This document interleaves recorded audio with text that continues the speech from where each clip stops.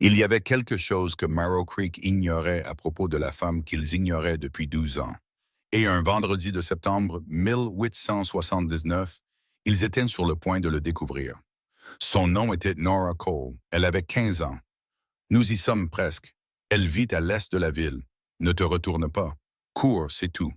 Tout a commencé avec l'ambition de son mari et s'est terminé avec sa tombe sur une colline tournée vers l'ouest. Elle venait en ville un vendredi sur deux pour acheter des provisions. De la farine de blé, de l'huile de lampe, parfois du café quand elle pouvait justifier la dépense. C'était tout ce que l'on savait. On ne savait rien du fusil Sharps qu'elle gardait huilé et réglé dans l'arrière-salle de sa maison. On ne savait pas qu'elle pouvait lire le vent et la distance comme la plupart des gens lisent un journal.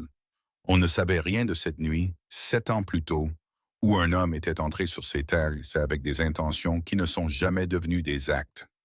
Et on ne savait certainement pas que ce vendredi-là, lorsque 3 hommes armés sont entrés dans la First Territorial Bank et qu'un shérif adjoint mordait la poussière avec une balle dans le flanc, la seule personne à Marrow Creek qui pouvait les sauver était une veuve dans une robe de travail couleur de la boue du ruisseau.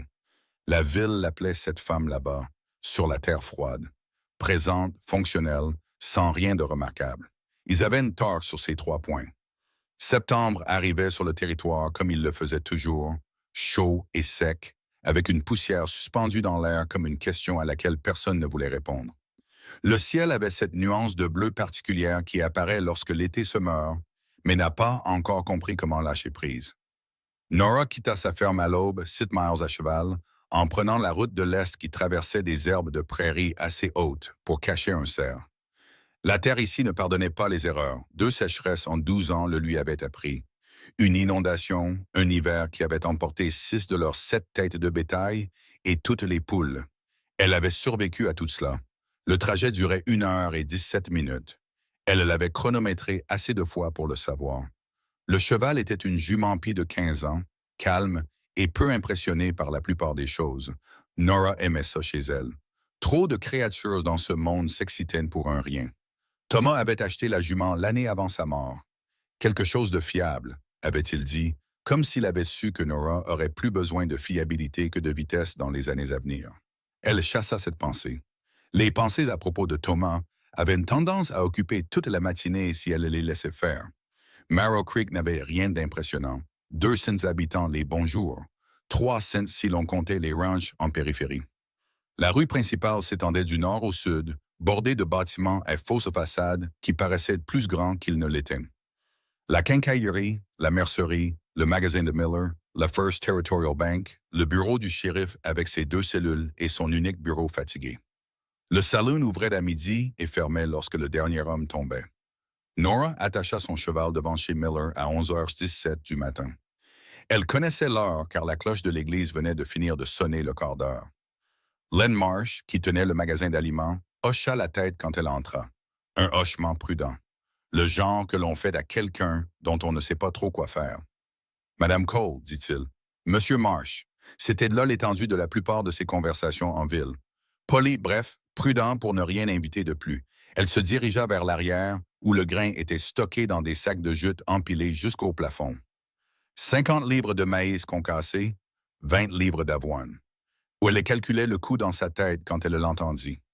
Le premier coup de feu. Il venait de la direction de la rue principale. Une détonation sèche que Nora reconnut immédiatement. Pas un revolver, un fusil de chasse, probablement un fusil de diligence à canon scié, ce qui signifiait que quelqu'un était venu préparer. Elle posa la pelle à grains, se dirigea vers la fenêtre, regarda dehors. 3 hommes se déplaçaient rapidement de l'autre côté de la rue, vers la banque. L'un d'eux portait un sac en toile. L'un d'eux tenait le fusil de chasse couvrant la porte. Le troisième était déjà à l'intérieur. Devant le bureau du shérif, l'adjoint Clay Annis était à terre dans la poussière. Il bougeait, mais ne se relevait pas. Sa main était pressée sur son flanc, le sang apparaissant sombre entre ses doigts. Nora observa pendant exactement 4 secondes, puis elle se rendit dans l'arrière-salle où elle avait laissé le fusil Sharps appuyé contre le mur, à côté de ses autres provisions. Elle l'avait apporté en ville car elle avait prévu de le nettoyer ce week-end. Une vieille habitude. Le genre que l'on développe quand un fusil vous maintient en vie assez longtemps pour que son entretien fasse partie de votre façon de vivre. Elle vérifia le chargement. Une balle dans la chambre, 4 autres dans la poche de son tablier. Elle ajusta la hausse arrière.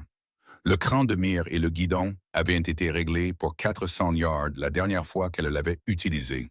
Elle le régla plus bas. Un travail de plus près aujourd'hui. Le Sharps était un modèle Milliwit 174. Canon de 28 pouces, un seul coup, à bloc tombant. Le genre de fusil qui exigeait patience et précision à parts égales.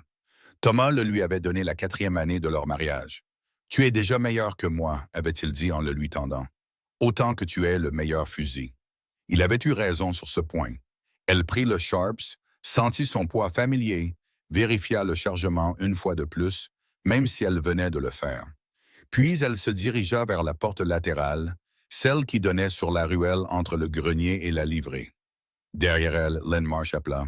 « Madame Cole, peut-être que vous devriez… » Elle sortit. La porte se referma derrière elle et tout changea. La rue principale était maintenant un chaos. Les gens se dispersaient comme des oiseaux lorsqu'un faucon passe au-dessus. Les portes claquaient, les fenêtres se fermaient. La ville faisait ce que les villes font lorsque la violence arrive. Elle se repliait sur elle-même, laissant le problème à quelqu'un d'autre. L'adjoint Anis était toujours à terre, à 20 pieds de la porte du bureau du shérif. Il ne bougeait plus autant. Ce n'était pas bon signe. La porte d'entrée de la banque était fermée, avec 2 fenêtres donnant sur la rue. Nora pouvait voir du mouvement à l'intérieur, des ombres qui se déplaçaient, quelqu'un positionné à la fenêtre et en observation. Elle se déplaça le long du mur de la ruelle, en restant basse, gardant le Sharps vertical contre son flanc. Le fusil mesurait 3 pieds de long et pesait 9 livres. Elle avait porté des choses plus lourdes. La zone de chargement derrière la banque était vide. C'était soit bon, soit mauvais, selon ce que les hommes à l'intérieur prévoyaient. Nora nota l'information. L'information d'abord, les décisions plus tard. Elle atteignit le coin où la ruelle rejoignait la rue principale, s'arrêta et évalua la situation. Le shérif Dale Vance était accroupi derrière l'abreuvoir devant le magasin général. Il avait son revolver sorti. 6 balles s'il l'avait chargé à plein ce matin. Elle connaissait Vance de réputation. 9 ans comme shérif, compétent, juste, pas stupide. En ce moment, il ressemblait à un homme à court d'options. Nora resta dans l'ombre du bâtiment. Elle observait, calculait. 3 hommes à l'intérieur, un à la fenêtre. C'était le guetteur. Il surveillerait la rue, suivrait les mouvements, annoncerait les positions aux autres. Les 2 autres s'occuperaient des gens à l'intérieur. Des otages. Autant qu'il y en avait dans la banque quand ça a commencé. La porte d'entrée était un problème. Des ennuis de calibre 12, comme aurait dit Thomas. Quiconque franchirait cette porte se retrouverait face à un canon. La porte arrière pouvait être libre ou être un piège. Le toit de la quincaillerie de l'autre côté de la rue offrait un bon angle sur la fenêtre sud. Un point en hauteur, une ligne de mire dégagée. Mais pour y arriver, il fallait traverser un espace à découvert et espérer que personne à l'intérieur ne regardait dans cette direction. Nora pensa à la distance, au vent, à l'angle de la lumière à travers les fenêtres. Elle pensa aux 7 personnes à l'intérieur d'un bâtiment, avec 3 hommes qui avaient déjà tiré sur un adjoint. Elle pensa à la promesse qu'elle avait faite à Thomas il y a 12 ans, à propos de la terre, à propos de ne laisser personne lui dire ce qu'elle ne pouvait pas faire. Puis elle sortit de la ruelle et se dirigea vers l'abreuvoir où le shérif Vance manquait de temps. Le Sharps était entré dans sa vie un mardi. C'est le genre de détail dont on se souvient quand la chose dont on se souvient change tout ce qui vient après. Pas le mois, pas le temps, juste un mardi, 4e année de mariage. La lumière du soir entrait par la fenêtre, couleur de miel. Thomas était entré, portant le fusil enveloppé dans une vieille couverture. Il l'avait posé sur la table comme si c'était quelque chose de fragile, ce qui n'était pas le cas. Le Sharps était conçu pour durer plus longtemps que les gens qui l'utilisaient. « J'ai acheté ça à un homme de passage », dit Thomas. Il avait plus besoin d'argent que du fusil. Nora pétrissait le pain, de la farine sur les mains et les avant-bras. Elle s'était arrêtée et avait regardé la couverture, puis Thomas, puis de nouveau la couverture. « Nous avons un fusil, dit-elle. « Nous avons mon fusil, dit Thomas. Tu es déjà une meilleure tireuse que moi. Autant que tu es le meilleur fusil. Il l'avait alors déballé. Le Sharps reposait là, sur leur table de cuisine, comme une promesse que quelqu'un faisait, longue, sombre et sérieuse. Nora s'était essuyé les mains sur son tablier, l'avait pris, avait senti la répartition du poids, l'équilibre, l'avait porté à son épaule, avait visé le mur du fond. « C'est trop », avait-elle dit. « C'est exactement ce qu'il faut », avait répondu Thomas. « Les coyotes ont trouvé les moutons la semaine dernière. Nous avons besoin de quelqu'un qui peut toucher ce qu'ils visent à une distance qui compte. » Il avait eu raison pour les coyotes.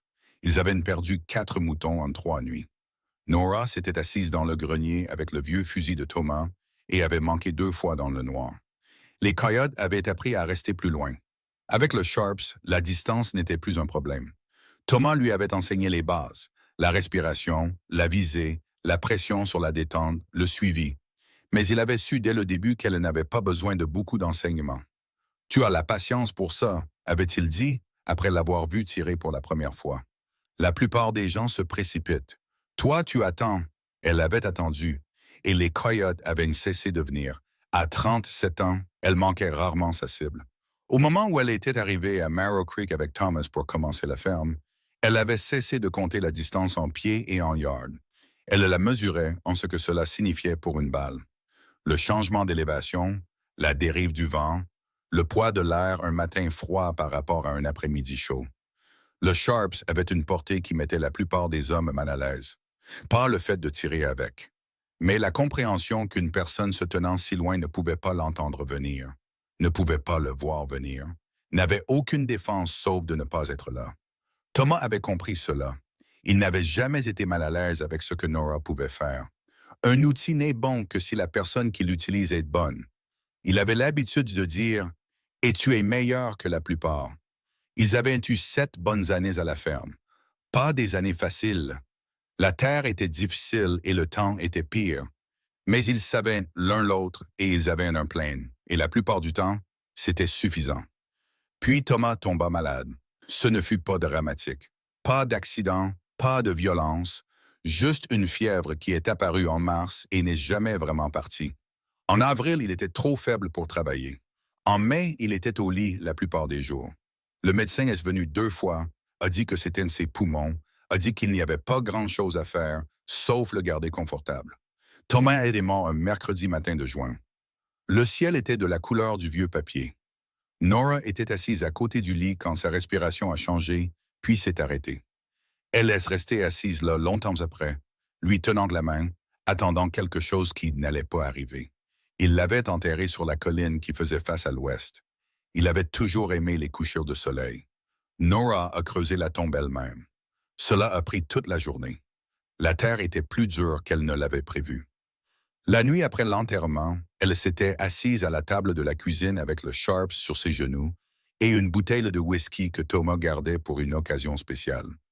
Elle s'était versé un verre, l'avait bu, s'en était versé un autre. La banque avait envoyé une lettre une semaine plus tard, suggérant poliment qu'elle pourrait vouloir vendre la terre, offrant de l'aider à se reloger dans un endroit plus approprié pour une femme seule.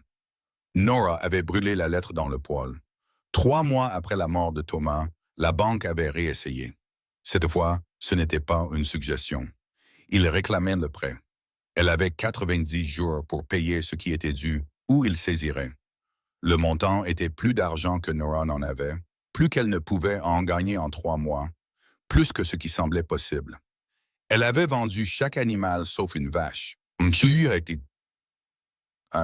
Vendu chaque bijou qu'elle possédait. Vendu chaque outil dont ils avaient des doubles. Vendu la bonne selle de Thomas et sa montre de poche et le fusil avec lequel il lui avait appris à tirer. Elle avait payé la banque en 60 jours. Le directeur, un homme nommé Fisk, l'avait regardé de l'autre côté de son bureau avec quelque chose qui aurait pu être du respect. « Comment survivrez-vous à l'hiver, Madame Cole? »« Je me débrouillerai, avait-elle dit. Et elle s'était débrouillée. Mais avant d'avoir payé la banque, avant d'avoir vendu tout ce qui pouvait être vendu, Thomas lui avait demandé quelque chose. C'était de la veille de sa mort. Il avait été conscient par intermittence toute la semaine, mais cet après-midi-là, il avait ouvert les yeux et l'avait regardé avec une clarté qui avait manqué pendant des jours. « Nora, avait-il dit, sa voix à peine audible, promets-moi quelque chose. » Elle s'était penchée près de lui. « N'importe quoi. Promets-moi que tu ne les laisseras pas la prendre. Prendre quoi?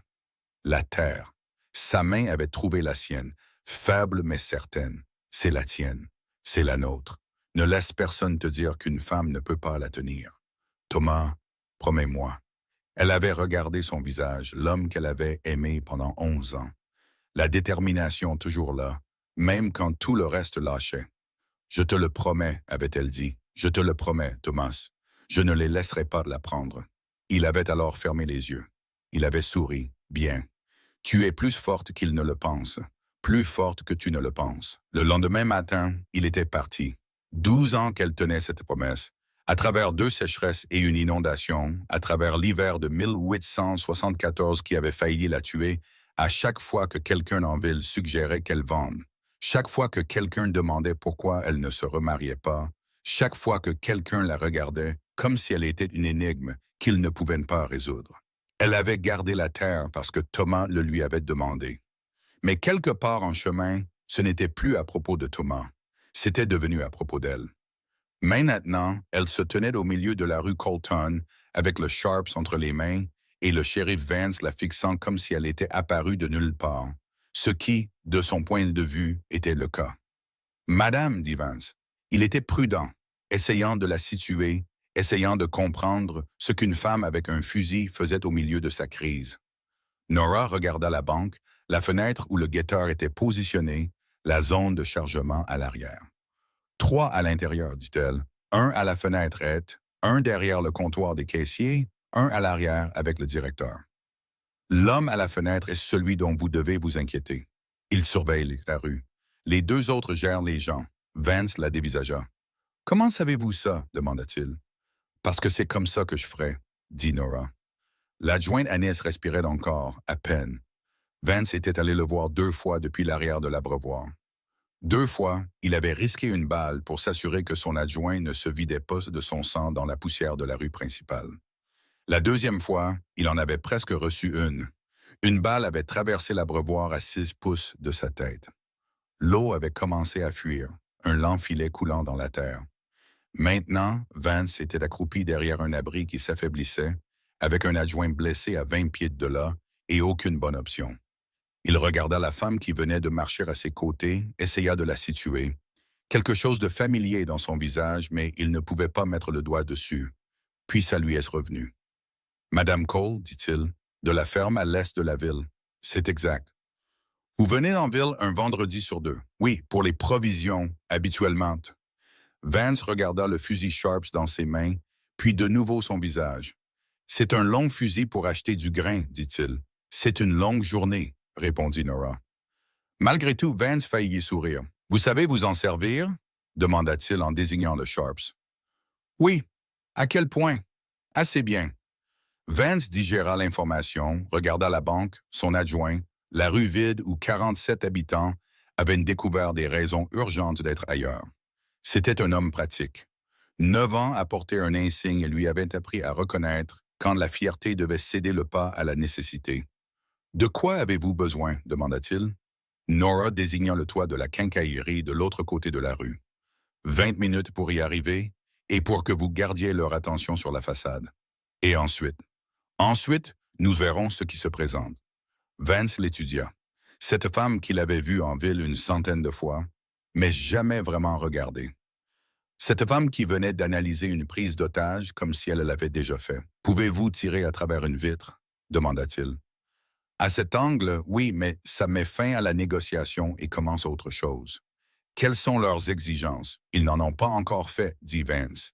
Mais habituellement, ce sont des chevaux et une route dégagée.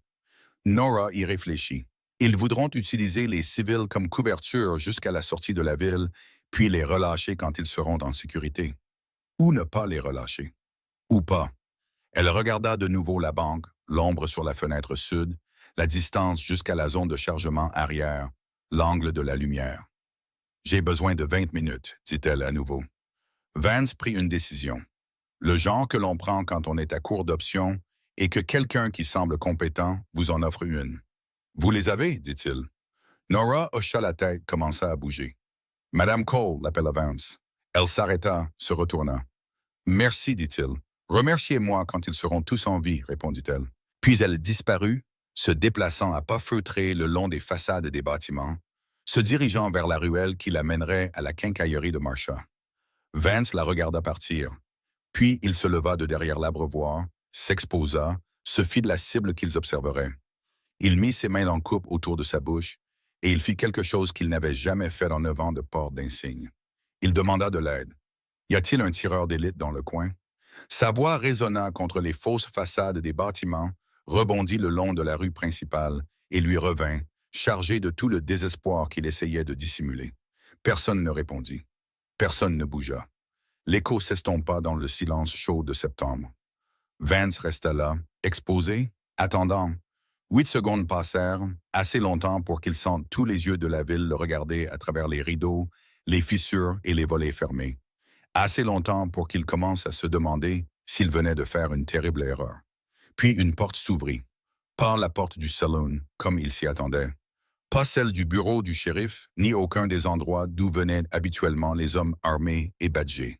La porte latérale du magasin de Miller, celle qui donnait sur la ruelle. Une femme sortit. Elle portait une robe de travail couleur de la boue du ruisseau, un tablier qu'elle n'avait pas pris la peine d'enlever, un chapeau qui avait connu assez d'intempéries pour avoir son opinion. Dans ses mains se trouvait un fusil Sharps. Elle marcha jusqu'au centre de la rue, se tint à côté du shérif Vance, leva le fusil pour que tout le monde puisse le voir. Son nom était Nora Cole. Elle avait 53 ans. Elle vivait à 6 miles de cette ville depuis 12 ans, et personne, pas une seule personne à Murrow Creek, n'avait connu son nom jusqu'à présent. Vance la regarda vraiment cette fois. « Madame Cole, dit-il doucement, les gens vont parler de ça pendant très longtemps. » Nora ajusta la hausse arrière du Sharps, vérifia le chargement une fois de plus. « Laissez-les parler, dit-elle. À l'intérieur de la banque, Dutch Rearan faisait ce genre de travail depuis 6 ans. Il avait appris très tôt que la plupart des vols échouaient parce que les gens s'excitaient, se mettaient à crier, à tirer, transformant une simple extraction d'argent en un bain de sang qui attirait tous les hommes de loi de 3 comtés. Dutch ne s'excitait pas. En ce moment, il était à la fenêtre est, observant le shérif derrière l'abreuvoir, observant la rue, à l'affût de tout ce qui ressemblait à un problème en formation. Il avait vu l'adjoint tomber. C'était l'œuvre de Lark. Un gamin nerveux avec un fusil et aucune patience. Dutch lui avait dit explicitement « Pas de tir, sauf si c'est absolument nécessaire. » Mais Lark avait vu l'adjoint chercher son arme et avait paniqué. Maintenant, il y avait du sang dans la rue et une horloge qui tournait plus vite que Dutch ne l'aimait. Derrière lui, Cobb gérait les civils, 7 d'entre eux. Le directeur de la banque, Fisk, était assis contre le mur, les mains sur les genoux. Calme, trop calme en fait, ce qui le rendait soit courageux, soit calculateur. Dutch parierait sur calculateur. 2 caissiers jeunes, effrayés, gérables. 4 clients, une femme plus âgée, 2 hommes qui ressemblaient à des employés de ranch, une jeune mère avec un garçon qui ne pouvait pas avoir plus de 6 ans. La mère était celle qui inquiétait Dutch. Elle avait ce genre de calme particulier qui vient de la terreur à peine contenue. Les gens aussi calmes pouvaient paniquer soudainement, et quand ils le faisaient, tout le monde suivait. « Garde-les calmes !» cria Dutch à Cobb sans détourner les yeux de la fenêtre. « J'y travaille !» répondit Cobb. Dans le bureau du fond, Lark était censé charger l'argent du coffre dans le sac en toile, mais Dutch pouvait l'entendre bouger trop, ouvrir des tiroirs, chercher plus. Cupide! Ça allait devenir un problème à un moment donné. Dutch vit le shérif se lever, s'exposer. C'était intéressant. Soit courageux, soit stupide. Probablement les deux. Puis le shérif mit ses mains en coupe et cria « Y a-t-il un tireur d'élite dans ce coin? » Dutch sourit. Il ne put s'en empêcher. C'était du désespoir, pur et simple. L'écho s'estompa. Personne ne répondit. 8 secondes de silence. Puis une porte s'ouvrit de l'autre côté de la rue. Une femme sortit. Plus âgée, robe de travail, chapeau et un fusil que Dutch reconnut immédiatement. Un Sharps, long canon, un équipement sérieux. Elle marcha jusqu'au milieu de la rue comme si elle le lui appartenait. Se tint à côté du shérif, leva le fusil. Dutch se pencha plus près de la fenêtre, l'étudia. Quelque chose dans sa façon de bouger. Économe, aucun mouvement gaspillé. Le fusil n'était pas pour la frême. Elle savait s'en servir. « On a un problème, dit-il. »« Quel genre ?» demanda Cobb derrière lui. Le genre qui riposte, dit Dutch. Dehors, Vance faisait une prise de conscience similaire. Il avait demandé un tireur d'élite. Il avait eu une femme de 53 ans, en robe de travail, qui venait en ville 2 fois par mois pour acheter du grain. Mais la façon dont elle lisait la situation le fit reconsidérer toutes les hypothèses qu'il avait. 3 à l'intérieur, avait-elle dit avec confiance. 1 à la fenêtrette, Vance regarda. Il ne voyait personne de cet angle. Comment le savez-vous? Demanda-t-il. Nora fit un signe de tête vers la vitre. L'ombre sur le soleil est derrière nous. Quiconque se tient près de cette fenêtre projette une ombre visible d'ici. Regardez l'angle. Il regarda. Elle avait raison. L'ombre se déplaça. Quelqu'un bougeait à l'intérieur. Vous pouvez le neutraliser d'ici, demanda Vance. À travers la vitre, à cet angle. Oui, mais ça met fin à la négociation et commence autre chose. Elle fit une pause, regarda la banque, la zone de chargement à l'arrière, le toit de la quincaillerie. Quelles sont leurs exigences? Demanda-t-elle. Ils n'en ont pas encore fait. Alors ils le feront. Probablement des chevaux et une route dégagée. Ils voudront utiliser les civils comme couverture jusqu'à la sortie de la ville. Les relâcher quand ils seront en sécurité. Vous pensez qu'ils les relâcheront? Je pense qu'ils diront qu'ils le feront. Vance sentit quelque chose changer, un recalibrage. Cette femme ne devinait pas. Elle pensait comme eux, comprenant leur logique de l'intérieur. Madame, dit-il prudemment, avez-vous déjà fait ça? Définissez ça, dit Nora. Gérer des hommes armés dans une prise d'otage. Non. Alors comment? Parce que c'est comme ça que je ferais, dit-elle à nouveau. Si je voulais de l'argent et une fuite, c'est le plan qui a du sens. Elle désigna la fenêtre sud. Il va bouger à nouveau dans la prochaine minute. D'est en sud, vérifiant les angles, s'assurant que vous n'avez personne sur les flancs. Vance attendit. 50 secondes plus tard, l'ombre dans la fenêtre est disparue. Elle réapparut dans la fenêtre sud. Comment le saviez-vous? Demanda Vance. Un schéma, dit Nora. Toutes les 90 secondes environ, il vérifie sa couverture. Elle regarda Vance. Je dois me rendre sur le toit de la quincaillerie, mais j'ai besoin que vous le gardiez en train de regarder dans cette direction. Comment? Commencez à lui parler. Exigence, négociation, faites durer. Et ensuite, je serai ailleurs quand ça commencera. Vance y réfléchit, regarda la femme à côté de lui, le fusil Sharps, la compétence calme sur son visage. Il était shérif depuis 9 ans. Il avait géré des bagarres de bord, des litiges de concession et une tentative de meurtre, mais il n'avait jamais géré ça. Et en ce moment, la seule personne qui lui offrait une solution était quelqu'un à qui il n'avait jamais prêté la moindre attention. La fierté, décida-t-il, pouvait attendre. D'accord, dit-il. De combien de temps avez-vous besoin? 20 minutes, vous les avez. Nora hocha la tête, commença à se diriger vers la ruelle. Madame Cole, appela Vance. Elle s'arrêta, se retourna. Quand vous serez là-haut, dit-il, ne tirez que si vous êtes sûr. Je suis toujours sûr, shérif, dit Nora. Puis elle disparut. Vance attendit qu'elle disparaisse au coin de la rue. Puis il se leva, complètement exposé maintenant, se faisant la cible qu'ils observeraient. Il cria en direction de la banque. À l'intérieur, ici le shérif Dale Vance. Je veux discuter des conditions. Une pause assez longue pour que Vance se demande s'ils allaient répondre. Puis la fenêtre avant s'ouvrit de 6 pouces. Une voix en sortit, sèche, contrôlée, professionnelle. Les conditions sont simples, shérif. Des chevaux à la porte sud dans 20 minutes. Nous partons avec 2 des vôtres comme assurance. Nous les relâchons à Miller's Creek, à 5 miles d'ici. Ce n'est pas une offre de condition, dit Vance. C'est une exigence, c'est exact. J'ai besoin de quelque chose en échange. Montrez-moi que les civils vont bien. Une autre pause, plus longue cette fois. Puis la porte s'ouvrit. Une jeune femme sortit, l'une des caissières se déplaçant prudemment, le genre de prudence qui vient quand on vous dit exactement quoi faire et que vous le faites précisément. Elle marcha jusqu'au centre de la rue, dit 4 mots. Tout le monde est vivant. Tout le monde a peur. Puis elle retourna à l'intérieur. La porte se referma. Vance regarda la banque, les fenêtres, le toit de la quincaillerie où une femme avec un fusil Sharps se positionnait en ce moment même. Il pensa aux 7 personnes à l'intérieur, à l'adjoint Anis qui se vidait de son sang dans la rue. Au choix qu'il venait de faire confiance à quelqu'un qu'il ne connaissait pas. 20 minutes, pensa-t-il, et ensuite nous verrons. À l'intérieur de la First Territorial Bank de Marrow Creek, le temps s'écoulait différemment.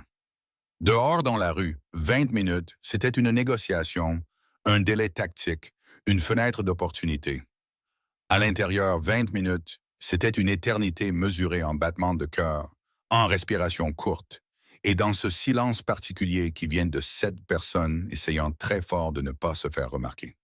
Albert Fisk était assis, le dos contre le mur sous le comptoir des caissiers, les mains posées sur les genoux. Il avait arrêté de trembler il y a environ 10 minutes. Arrêté parce que trembler consommait une énergie dont il pourrait avoir besoin plus tard. Arrêté parce que l'homme au revolver, celui qu'ils appelaient Cobb, surveillait tout le monde et Fisk ne voulait pas lui donner de raison de lui prêter une attention particulière. Fisk avait 45 ans. Il dirigeait cette banque depuis 8 ans. Il avait une femme nommée Margaret et 2 filles de 7 et 9 ans. Elle l'attendrait pour le dîner. Il allait rentrer pour le dîner. C'était le calcul qu'il avait fait. Rester calme, rester maître de soi, faire ce qu'il disait, survivre. En face de lui, les 2 caissières se blottissaient l'une contre l'autre. Sam Worthy, petite 9 ans, fraîchement sorti de l'école, embauché il y a 3 mois. Et Clara Jensen, 22 ans, fiancée au fils du forgeron, préparant un mariage pour le printemps prochain. Sam pleurait doucement, essayant de ne pas le faire, sans succès. Clara avait la main sur son bras. « Calme-toi. Respire, chuchota-t-elle. Respire, c'est tout. » Près de la porte, Sarah Brennan serrait son fils contre sa poitrine. Le garçon s'appelait Daniel. Il était excité de venir en ville aujourd'hui. C'était la première fois qu'il déposait de l'argent qu'il avait économisé en aidant son père avec les chevaux. Maintenant, il avait le visage enfoui dans l'épaule de sa mère, et il essayait très fort d'être courageux, parce que sa mère lui avait dit « Les garçons courageux restent silencieux et immobiles. » Sarah lui caressait les cheveux, chuchotait des choses sans importance. Les mots n'étaient pas importants. Le son de sa voix était calme, régulier. Tout va bien se passer. Elle n'y croyait pas. Mais elle le disait quand même parce que c'est ce que font les mères. Peter Dunn était assis près du mur du fond, 24 ans, employé au bureau des terres. Il était venu déposer les recettes de la semaine. Il n'arrêtait pas de regarder la porte arrière. Il avait compté la distance, 12 pieds, peut-être 15. S'il bougeait vite, s'il était silencieux, si l'homme dans le bureau du fond ne le voyait pas, il pourrait y arriver. Il pourrait chercher de l'aide. Il pourrait être un héros. Cobb le vit regarder. Il se rapprocha, se pencha, parla assez bas pour que seul Peter puisse l'entendre. « Ne fais pas ça, dit Cobb. Un seul mot, sec, final. » Peter leva les yeux vers lui, vit quelque chose dans le visage de l'homme qui lui fit comprendre très clairement ce qui arriverait s'il essayait. Il cessa de regarder la porte. Dodge passa de la fenêtre sud à la fenêtre est, vérifia la rue. Le shérif était toujours là, parlant toujours, gagnant du temps pour quelque chose. La femme au fusil Sharps avait disparu. Cela dérangeait Dodge plus que ça n'aurait dû. Les criminels professionnels développent des instincts. Les bons écoutent ces instincts. Ceux qui ne le font pas finissent de mort ou en prison. En ce moment, les instincts de Dodge lui disaient que cette femme était un problème auquel il aurait dû prêter plus d'attention. « Combien de temps encore » cria-t-il à Lark dans le bureau du fond. « Presque fini » dit Lark. Mais sa voix avait cette qualité que Dodge reconnaissait, le son de quelqu'un qui ment en disant qu'il a presque fini. « 2 minutes » dit Dodge. « Ensuite, on bouge que tu sois prêt ou non. » Dans le bureau du fond, Lark fourra une autre liasse de billets dans la poche de son manteau. Le sac en toile était déjà plein. C'était un extra. Son extra. Dodge et Cobb n'avaient pas besoin de le savoir. Il vérifia la porte arrière. Zone de chargement dégagée. Personne ne surveillait. Il pouvait partir maintenant. Prendre l'argent, prendre le cheval qu'il avait arrangé séparément. Être parti avant même que Dodge ne s'en rende compte. Il posa la main sur la poignée de la porte. Sur le toit de la quincaillerie, Nora se mit en position. Elle était montée par le grenier de Marcia, par la zone de stockage où il gardait le bois et le stock supplémentaire, puis par une échelle jusqu'à l'accès au toit. Silencieuse, prudente, ne laissant aucune trace. Le toit était en papier goudronné et en bardeaux de bois, chaud par le soleil, assez mou pour qu'elle doive répartir son poids avec soin.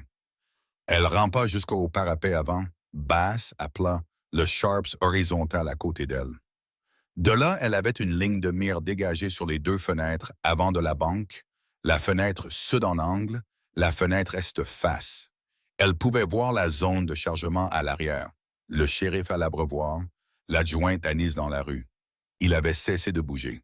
Nora espérait que cela signifiait inconscient, pas mort. Elle mit le Sharps en position, vérifia la visée, ajusta pour l'angle. La distance était de 60 yards jusqu'à l'avant de la banque, 85 jusqu'à la zone de chargement. Pas loin, pas pour le Sharps. Le vent venait du nord-est, léger, peut-être 8 miles à l'heure.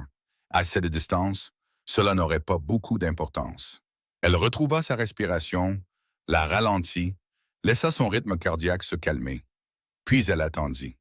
Y attendre était quelque chose que Nora comprenait. Pendant qu'elle attendait, elle pensa au moment qui l'avait amenée ici. Pas les 12 années entières. C'était trop, trop lourd. Si elle se laissait penser à tout cela, elle se noyerait sous le poids. Au lieu de cela, elle pensa à 3 moments, 3 points où elle avait fait un choix qui avait défini qui elle était devenue. Le premier moment fut en hiver, en février 1874, l'hiver qui avait failli la tuer. En janvier, elle avait déjà perdu 6 des 7 têtes de bétail. Le froid était arrivé tôt et était resté tard. De la neige jusqu'aux poteaux de clôture, un vent qui s'infiltrait par chaque fissure des murs de la maison. Elle avait survécu grâce aux grains stockés et à tout ce qu'elle pouvait chasser, mais en février, même les cerfs s'étaient déplacés vers des terres plus basses. Les lapins avaient disparu. Les oiseaux étaient partis vers le sud. Il lui restait un cerf pour tenir jusqu'en mars, un seul tir. Elle le traqua pendant 3 heures dans la neige qui lui arrivait aux genoux. Le trouva couché dans un ravin à 2 miles de la maison. Le vent était mauvais. La distance était impossible. 400 yards à travers une vallée sans rien pour s'appuyer. Elle s'était installée sur un rocher plat, avait utilisé son manteau comme support, avait visé à travers la lunette qui ne cessait de s'embuer à cause de sa respiration. Le cerf se tenait de 3/4. Mauvais angle. Elle avait une seule balle. Si elle manquait, elle devrait le traquer à nouveau. Si elle le traquait à nouveau, elle utiliserait une énergie qu'elle n'avait pas. Ou elle pensa à Thomas, à ce qu'il dirait. Attends le bon tir. Ne le force pas. Elle l'attendit. Le cerf se tourna de flanc. Angle parfait. Elle tira. Le Sharps recula. Le cerf tomba. Nora resta assise là un long moment, le soulagement l'inondant si fort que cela ressemblait à de la douleur. Puis elle avait marché 400 yards dans la neige pour le dépecer. Elle avait ramené 80 livres de viande à la maison en 3 voyages. Elle l'avait tenu jusqu'en mars. C'est à ce moment-là qu'elle apprit qu'elle pouvait survivre à tout si elle était assez patiente. Le deuxième moment, c'était il y a 7 ans. Une fin de soirée de mai, la lune aux 3/4 pleine. Elle avait entendu le cheval avant de le voir. Des sabots sur un sol dur, venant vite vers la maison. Personne ne se rendait à la ferme des Coles la nuit, sauf si quelque chose n'allait pas. Nora était dans le grenier, vérifiant les réserves de foin. Elle avait le Sharps avec elle, par habitude. Elle était allée à la porte du grenier, avait regardé dehors. Un homme à cheval, galopant, tournant autour de la maison, cherchant quelque chose, la cherchant elle. Elle l'avait observé pendant 30 secondes, observé sa façon de bouger, sa façon de vérifier les fenêtres, sa façon de descendre de cheval et de se diriger vers la porte. Elle avait reconnu l'intention avant qu'il ne soit assez proche pour agir. Nora avait chargé le Sharps, visé le cheval en plein centre, impossible à y manquer. Elle avait tiré. Le cheval s'était effondré. L'homme avait heurté le sol durement, s'était relevé en se débattant, avait regardé autour de lui sauvagement, incapable de voir d'où venait le tir. Elle avait actionné le mécanisme, éjecté la douille vide, chargé une autre balle. L'homme avait regardé son cheval mort dans la poussière, regardé la maison, le grenier, l'obscurité d'où quelque chose venait de tuer son animal à une distance qu'il ne pouvait pas voir. Il avait couru, boitait, favorisant son côté gauche où il avait heurté le sol. Nora l'avait regardé disparaître dans l'obscurité, se dirigeant vers l'ouest à pied. Elle ne l'avait jamais signalé, n'en avait jamais parlé à personne, n'avait jamais vérifié s'il avait atteint la ville suivante ou s'il était mort là-bas, dans la prairie. Pendant 7 ans, elle s'était demandé. Pendant 7 ans, elle avait porté le poids de ne pas savoir. Il y a du sang sur ce fusil que je ne peux pas voir, s'était-elle dit les nuits où le sommeil ne venait pas. C'est à ce moment-là qu'elle apprit que certains choix vous suivent pour toujours. Le troisième moment était plus petit, plus silencieux. Il y a 3 ans, en novembre, première gelée. Elle était en ville pour des provisions, avait entendu à la mercerie que la veuve Henderson, qui vivait au sud de la ville, était malade. Pas de famille, pas d'aide, personne n'allait prendre de ses nouvelles. Nora avait acheté de la farine supplémentaire, des haricots supplémentaires, du café, de l'huile de lampe, avait tout chargé dans son chariot. Cette nuit-là, elle s'était rendue à la propriété des Henderson, avait laissé les provisions sur le porche, avait frappé une fois, était partie avant que quiconque ne réponde. Elle l'avait fait chaque hiver depuis, sans jamais le dire à personne, sans jamais demander de reconnaissance. La fois suivante où elle était venue en ville, elle avait entendu la veuve Henderson dire à quelqu'un au magasin général que Dieu avait envoyé un ange avec des provisions. Nora avait acheté son grain et était partie. C'est à ce moment-là qu'elle a appris qu'être invisible avait ses avantages, qu'aider les gens ne nécessitait pas d'être vu, que peut-être, juste peut-être, la façon dont la ville la regardait ou ne la regardait pas était quelque chose qu'elle pouvait utiliser pour le bien. Ces 3 moments, ces 3 choix, la patience, la conscience, le service discret, l'avaient transformée en la femme allongée sur le toit d'une quincaillerie avec un fusil Sharps et 7 personnes comptant sur elle pour être exactement celle qu'elle était devenue. Elle porta son œil à la hausse arrière. Il était temps de savoir si 12 ans d'invisibilité l'avaient préparée au moment où tout le monde la verrait enfin. Vance était à court de conversation. Il avait fait traîner les choses pendant 15 minutes, demandé des nouvelles et des otages 3 fois de plus, négocier le nombre de chevaux, discuter des itinéraires pour sortir de la ville, acheter chaque seconde qu'il pouvait. La voix de la banque, Dutch, bien que Vance ne connaisse pas encore son nom, devenait impatiente. Shérif, j'apprécie l'effort, mais nous avons dépassé le stade de la discussion. Vous avez 5 minutes pour amener ces chevaux à la porte sud où nous commençons à faire du bruit ici. Le genre de bruit qui se termine par vous transportant des gens dehors. Vance regarda la banque, les fenêtres, le toit où il ne pouvait pas voir Nora, mais savait qu'elle était là.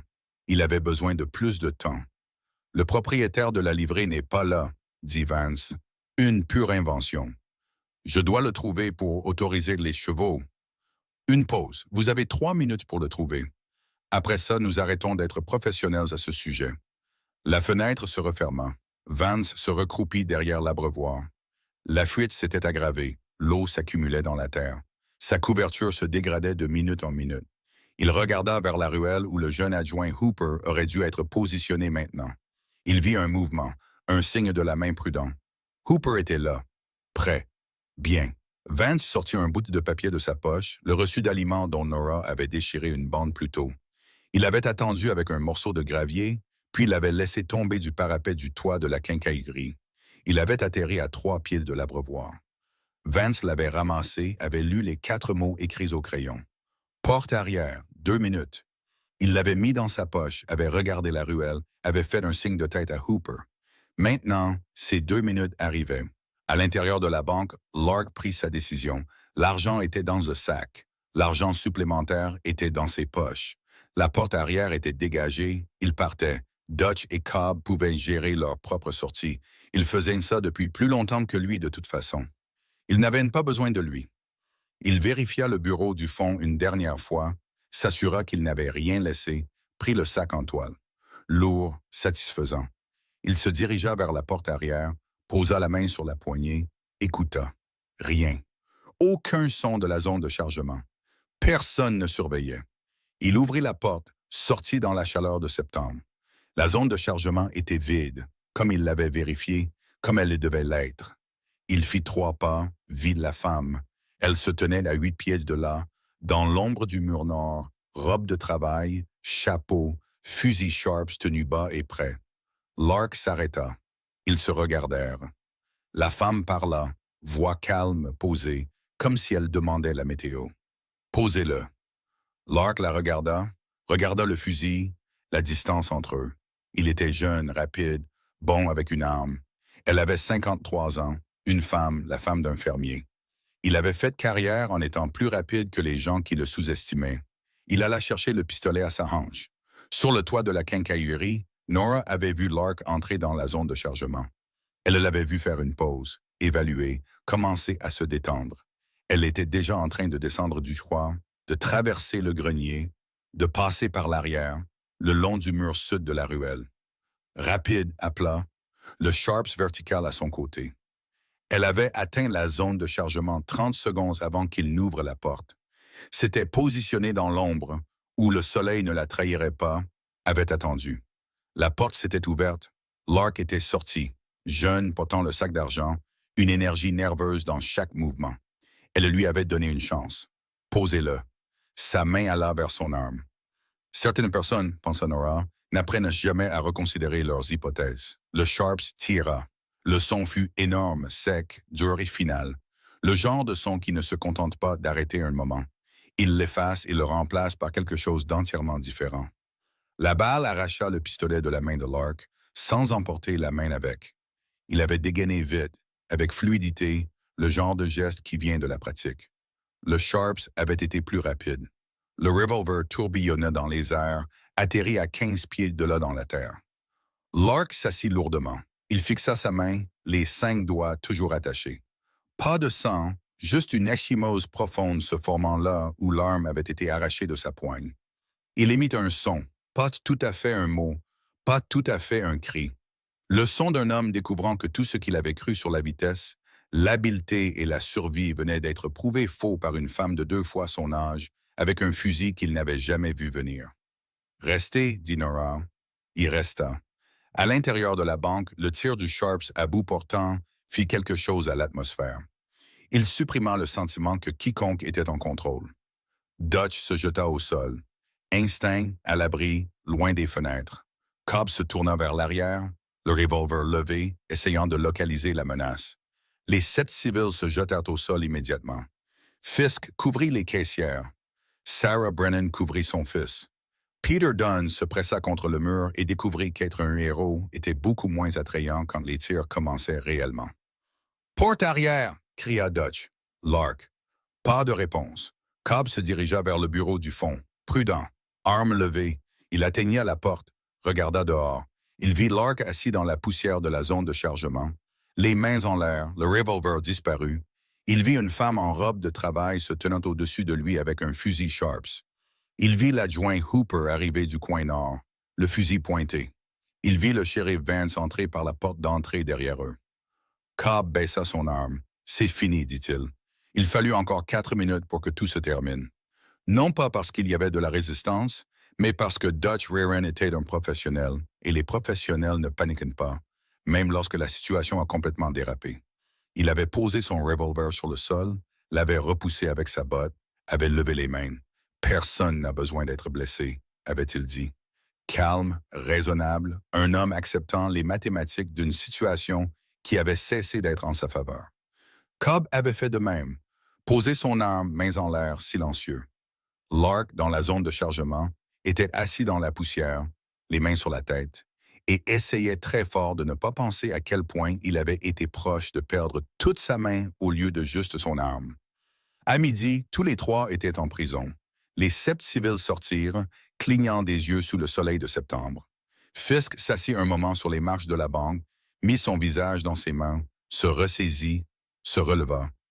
Il avait une femme et des filles qui l'attendaient. Sarah Brennan serrait son fils. Daniel pleurait maintenant, le genre de pleurs qui vient après avoir été courageux trop longtemps. Elle le laissa faire, lui chuchota que c'était fini. Ils étaient en sécurité. Les 2 caissières, Sam et Clara, se tenaient l'une l'autre et tremblaient. Peter Dunn sortit et commença immédiatement à réfléchir au meilleur ordre pour raconter l'histoire. Ce serait le moment décisif de sa vie. Il devait bien faire les choses. L'adjoint Annès était vivant.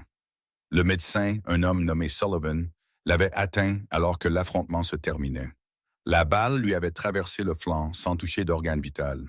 Beaucoup de sang, beaucoup de douleur. Mais il garderait sa jambe, il remarcherait. « Vous avez de la chance, lui dit Sullivan. « Je ne me sens pas chanceux, dit Anis, mais il souriait. Nora se tenait près de l'abreuvoir, rechargeant le Sharps par habitude. Une balle tirée, une balle remplacée. Le rituel la calmait. Mouvement familier, processus connu. Le shérif Vance s'approcha, se tint là un moment.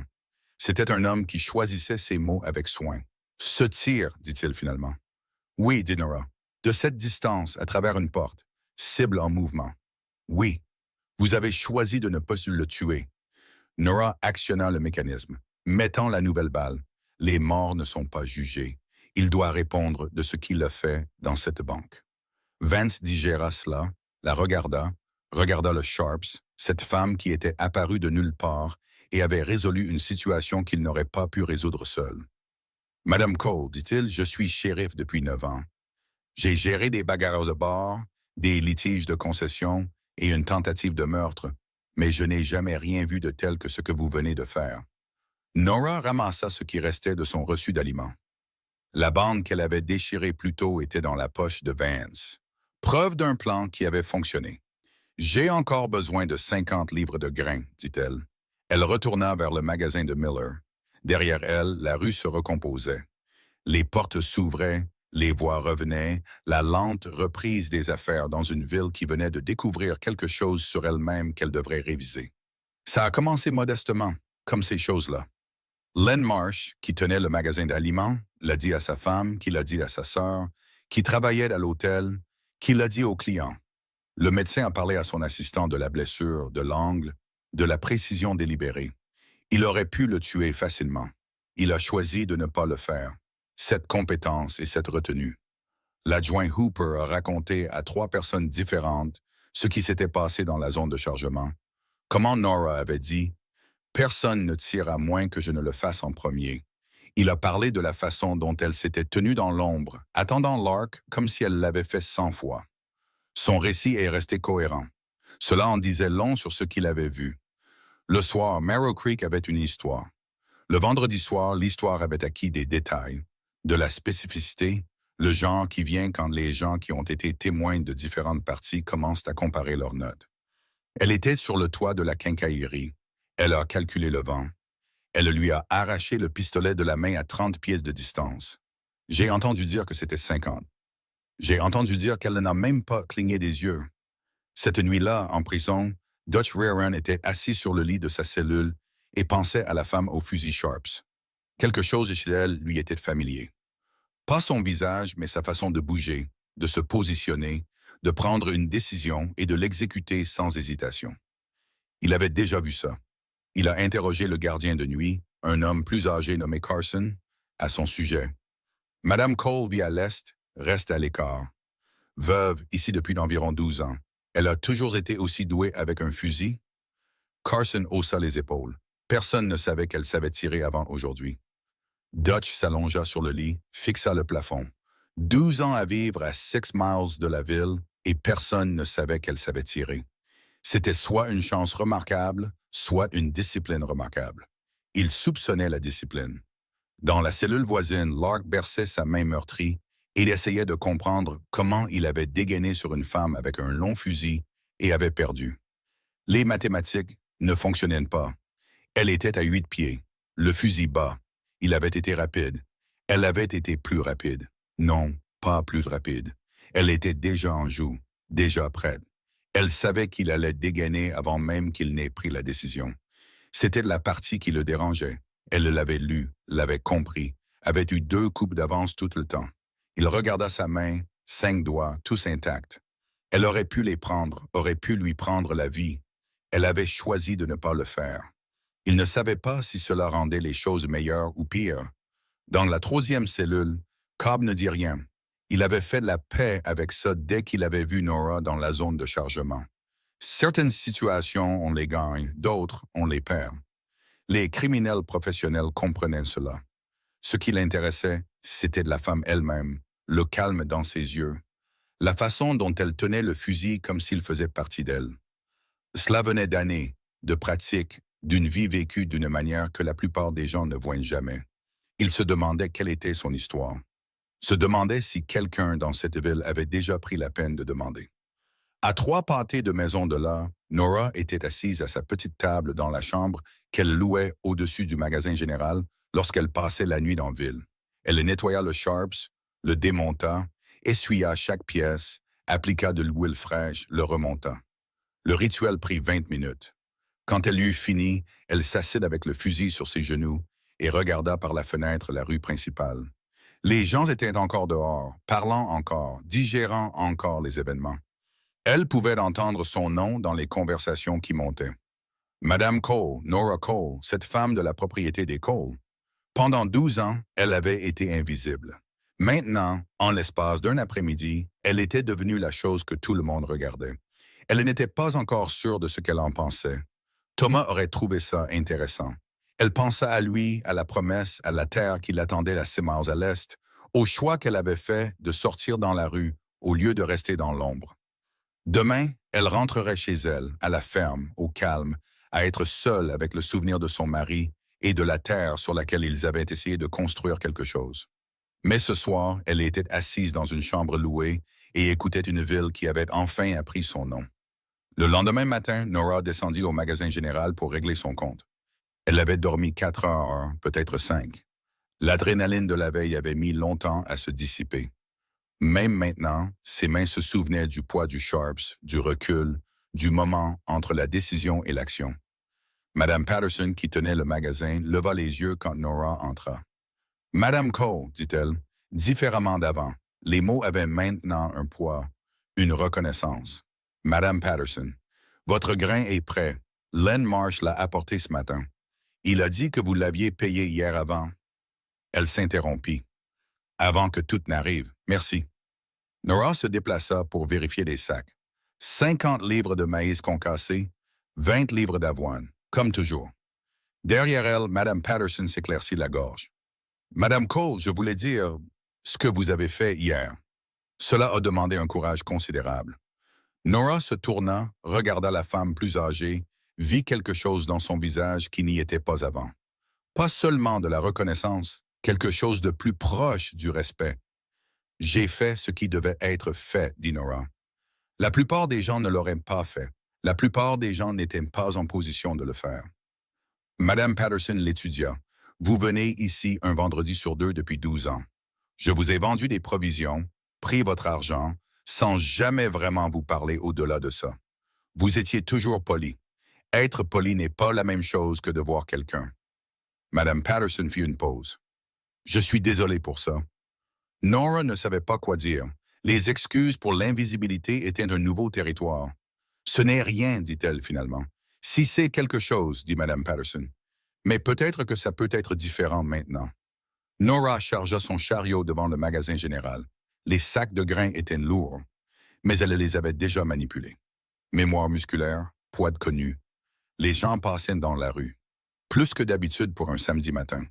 La nouvelle s'était répandue rapidement. Ils lui faisaient un signe de tête, levaient leur chapeau, disaient son nom. « Madame Cole. Bonjour, Madame Cole. Beau taille hier, Madame. » Chaque reconnaissance semblait étrange, comme enfiler un manteau qui n'était pas encore tout à fait à sa taille. Elle était en train de sécuriser le dernier sac quand Len Marsh traversa la rue depuis son magasin d'aliments. « Madame Cole, dit-il, vous avez 1 minute? » Elle hocha la tête. Marsh semblait mal à l'aise. Un homme qui se préparait à dire quelque chose. « J'ai pensé à hier, dit-il, à ce que vous avez fait, et j'ai pensé aux 12 années précédentes. Toutes les fois où vous êtes venu pour des provisions. » Il fit une pause. Vous étiez toujours à l'heure, saviez toujours exactement ce dont vous aviez besoin. Payiez toujours ce que vous deviez. Ne demandiez jamais de crédit, ne vous plaignez jamais des prix. J'apprécie les transactions honnêtes, dit Nora. C'est justement ça, dit Marsh. Vous avez été honnête avec nous pendant 12 ans, mais je ne sais pas si nous vous voyons. Pas vraiment. Il changea de pied. Ma femme me l'a rappelé hier soir. Vous n'avez jamais été en retard. Pas une seule fois en 12 ans. La plupart des gens, ils manquent à 1 semaine ici et là. Sont occupés, oubliés. Mais vous, un vendredi sur 2, comme une horloge. C'est bien d'avoir un emploi du temps. C'est plus que ça. Marsh la regarda directement. C'est de la discipline. C'est quelqu'un qui a décidé comment les choses seraient et qui l'a fait. Quelqu'un de fiable. Nora ne savait pas quoi répondre à ça non plus. « Je voulais juste que vous le sachiez, » dit Marsh. « Nous l'avons remarqué après. On aurait dû le remarquer avant. » Il hocha la tête et retourna à son magasin. Nora resta à côté de son chariot et laissa les mots s'installer. Le médecin la trouva 1 heure plus tard. Elle était à la mercerie, achetant de l'huile de lampe et du café. Le docteur Sullivan entra, la vit, s'approcha. « Madame Cole, j'espérais vous rencontrer. Docteur, je voulais vous parler de l'adjoint Anis. La blessure est propre, pas d'infection. Il se remettra complètement. Je suis contente de l'entendre. Sullivan la regarda attentivement. Quand je suis arrivé à lui hier, il avait perdu pas mal de sang, mais quelqu'un avait appliqué une pression sur la blessure avant mon arrivée. Une pression correcte, au bon endroit, l'a empêché de perdre plus. Nora ne dit rien. C'était vous, n'est-ce pas? Dit Sullivan. D'aller après les hommes dans la banque, vous vous êtes arrêté pour l'aider d'abord. Il saignait. La plupart des gens auraient paniqué ou fui. Vous saviez quoi faire. La pression arrête le saignement, dit Nora. Ce n'est pas compliqué. Le savoir et le faire sous le feu sont deux choses différentes. Sullivan fit une pause. Où avez-vous appris la médecine de terrain? La vie à la ferme, dit Nora. Les animaux se blessent, les gens se blessent. On apprend où les choses meurent. Sullivan hocha lentement de la tête. Madame Cole, je pratique la médecine dans cette ville depuis 15 ans et je réalise que je ne vous ai jamais demandé quelles compétences vous pourriez avoir, ce que vous pourriez savoir. Personne n'a demandé, dit simplement Nora. Non, dit Sullivan, nous ne l'avons pas fait. C'est de notre faute. À midi, Nora était prête à quitter la ville. Elle avait terminé ses affaires, réglé ses comptes. Le chariot était chargé. Elle se dirigeait vers son cheval quand l'adjoint Hooper l'intercepta. Madame Cole, le shérif Vance aimerait vous voir si vous avez le temps. Nora regarda le jeune adjoint, se souvint de lui hier dans la zone de chargement, une énergie nerveuse à peine contenue. D'accord, dit-elle. Vance était dans son bureau. Il se leva quand elle entra. Madame Cole, merci d'être venue. L'adjoint Hooper a dit que vous vouliez me voir. C'est exact. Vance désigna une chaise. Je vous en prie. Nora s'assit. Vance se rassit derrière son bureau. Il avait des papiers devant lui. Des notes? Quelque chose d'officiel. J'ai posé des questions, dit-il. Sur vous? Sur votre temps ici à Marrow Creek? Nora attendit. Saviez-vous que la veuve Henderson pense qu'un ange laisse des provisions sur son porche chaque hiver? Nora garda une expression neutre.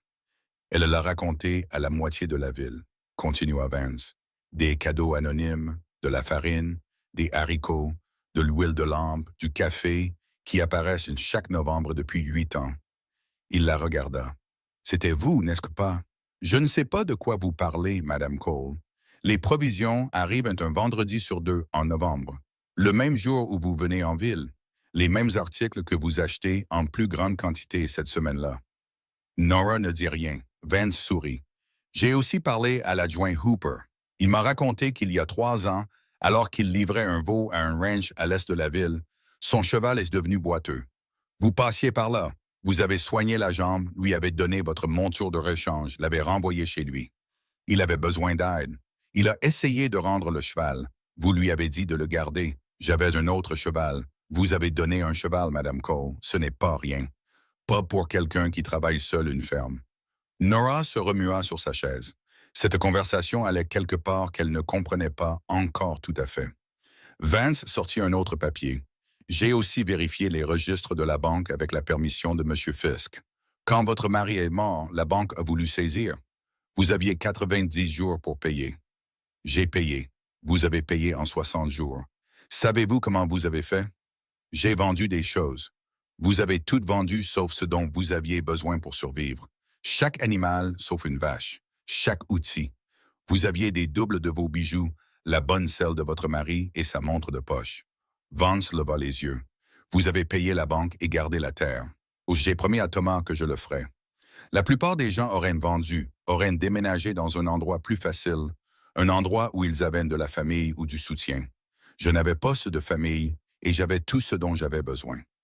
Vance posa les papiers, se pencha en avant. Madame Cole, je suis shérif ici depuis 9 ans et je réalise que pendant 12 de ces années, vous avez vécu à 6 miles de la ville, venant tous les 15 jours, faisant des affaires, étant poli, étant fiable, aidant les gens discrètement, et aucun de nous ne vous a vraiment vu. Il fit une pause. Jusqu'à hier, quoi, où vous êtes devenu la seule personne capable de résoudre un problème que je ne pouvais pas résoudre. La seule personne avec les compétences et le courage de se tenir au milieu d'une rue avec un fusil et de sauver 7 vies. Nora attendit la suite. J'ai une question, dit Vance. Vous êtes entièrement libre de dire non. D'accord. Le comté a parlé d'ajouter des postes d'adjoints à temps partiel pour les colonies de l'Est. quelqu'un qui connaît la Terre, quelqu'un qui peut gérer des situations difficiles. Il fouilla dans son bureau, sortit un insigne, le posa sur le bureau entre eux. J'aimerais vous offrir un de ces postes. Nora regarda l'insigne, une petite étoile à 5 branches, le mot adjoint gravé dans le métal. À temps partiel? Demanda-t-elle. Vous garderiez votre ferme, votre vie. Mais quand quelque chose se présente qui doit être géré dans le territoire de l'Est, vous seriez la personne que j'appellerais. Quel genre de choses?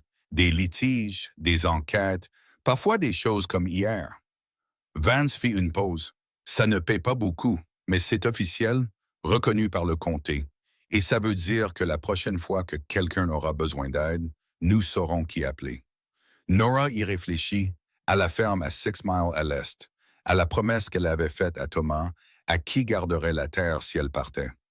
Je devrais m'arranger pour que quelqu'un surveille ma propriété quand je suis absente, dit-elle. Cela peut s'arranger. Et je viendrai toujours en ville selon mon emploi du temps, pas le vôtre. Compris. Nora regarda de nouveau l'insigne, le shérif Vance, cette offre qui signifiait être vu, être connu, être la personne que les gens appellent quand les choses doivent être gérées. Elle pensa à Thomas, à ce qu'il avait dit la veille de sa mort. Tu es plus forte qu'il ne le pense, plus forte que tu ne le penses. Elle prit de l'insigne. Quand l'avez-vous commandé? Demanda-t-elle. Vance sourit. Jeudi, il y a 3 jours, avant hier, avant que quiconque ne connaisse votre nom, dit Vance. Mais après vous avoir vu lire cette situation à la banque, comme si vous aviez écrit le manuel vous-même. Je savais alors. Nora retourna l'insigne dans ses mains. Le métal était froid, solide. D'accord, dit-elle. Je le ferai. Merci, Madame Cole. Nora, dit-elle, si nous allons travailler ensemble, vous devriez m'appeler Nora. Vance se leva, tendit la main. Dale. Ils se serrèrent la main. Nora quitta Merrill Creek 1 heure plus tard. L'insigne était dans sa poche. Le Sharps était dans son fourreau. Le chariot était chargé de grains. Et en chevauchant vers l'est, vers la ferme, elle pensa aux dernières 24 heures, au fait de sortir de l'ombre, d'être vue, au fait que pendant 12 ans, elle avait été invisible par choix, par les circonstances et par l'incapacité collective de la ville à regarder. Et au fait que maintenant, qu'elle le veuille ou non, tout avait changé. La femme discrète de la propriété des Cole était devenue l'adjointe Cole. Elle n'était pas encore sûre de ce que cela lui faisait, mais elle savait que Thomas aurait trouvé ça intéressant. 3 semaines passèrent. Nora retomba dans le rythme de la ferme. La terre ne se souciait pas des insignes ou des vols de banque. Elle se souciait de l'eau, de la réparation des clôtures et des 100 petits étages qui maintenaient un endroit en état. Elle portait l'insigne quand elle venait en ville, le laissait dans un tiroir le reste du temps. La ville la traitait différemment maintenant, pas de façon spectaculaire, mais le changement était là. Les gens qui hochaient la tête avant s'arrêtaient maintenant pour parler. Les gens qui l'ignoraient la regardaient maintenant. C'était étrange. Pas mauvais, juste étrange. Le 3e vendredi après l'incident de la banque, Vance fit dire qu'il avait besoin de la voir. Elle arriva cet après-midi-là.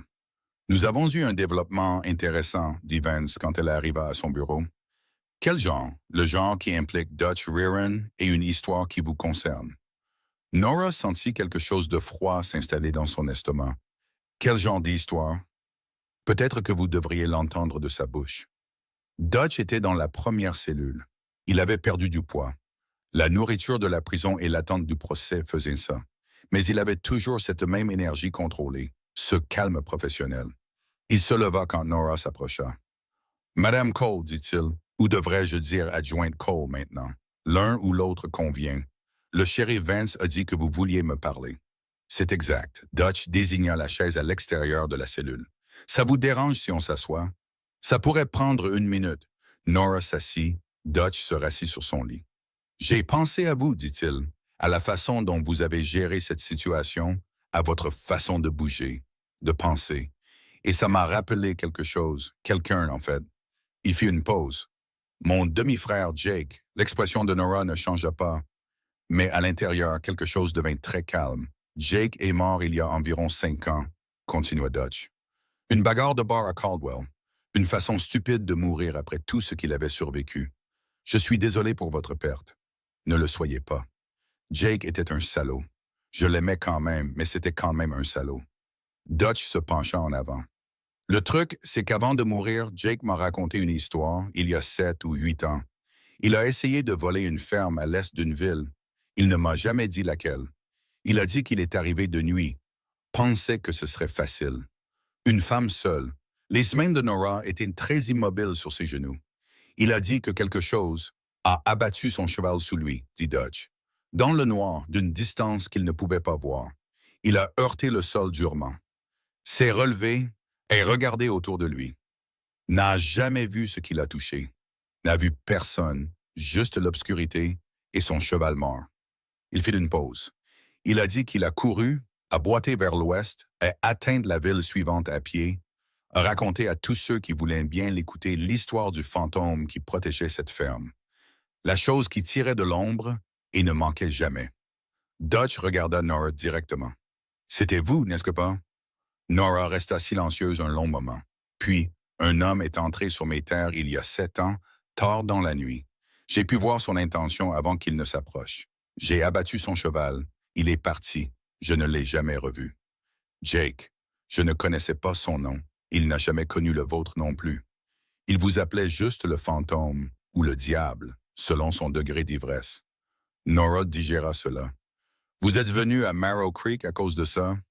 Non. Dutch secoua la tête. Je suis venu ici parce que c'est une petite banque sur une bonne route de sortie. Ça n'avait rien à voir avec Jake. Je ne savais même pas que c'était cette ville avant notre arrestation. Comment l'avez-vous découvert? Les ragots de la ville, dit Dutch. Les gens parlant de ce qui s'est passé il y a 7 ans. Quelqu'un a mentionné cette fois où quelqu'un a essayé de voler la propriété des Cole et son cheval a été abattu dans le noir.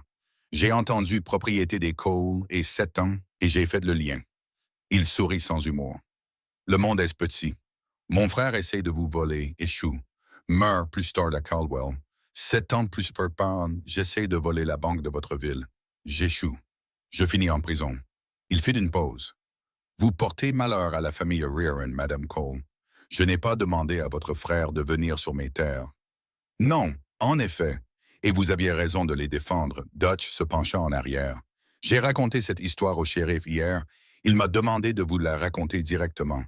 Pourquoi? Parce qu'il pensait que vous voudriez peut-être savoir que l'homme dont vous avez abattu le cheval, l'homme sur lequel vous vous êtes probablement interrogé pendant 7 ans, il n'est pas mort là-bas dans le noir. Il s'en est sorti, a vécu 5 ans de plus, et mort dans un combat loyal qui était de sa propre faute. Nora sentit quelque chose se relâcher dans sa poitrine, un poids qu'elle portait depuis si longtemps qu'elle avait cessé de le remarquer. « Il n'est pas mort à cause de moi, dit-elle doucement. Non, madame. Il est mort parce qu'il a cherché la bagarre avec un homme qui était plus rapide. C'était de sa faute. » Ils restèrent assis en silence un moment. « Pourquoi me dire ça? » demanda Nora. Dutch réfléchit à la question. « Respect professionnel, je suppose. Vous avez protégé ce qui était à vous 2 fois maintenant. D'abord contre Jake, puis contre nous. Les 2 fois, vous auriez pu tuer. Les 2 fois, vous avez choisi de ne pas le faire. » Il désigna sa main.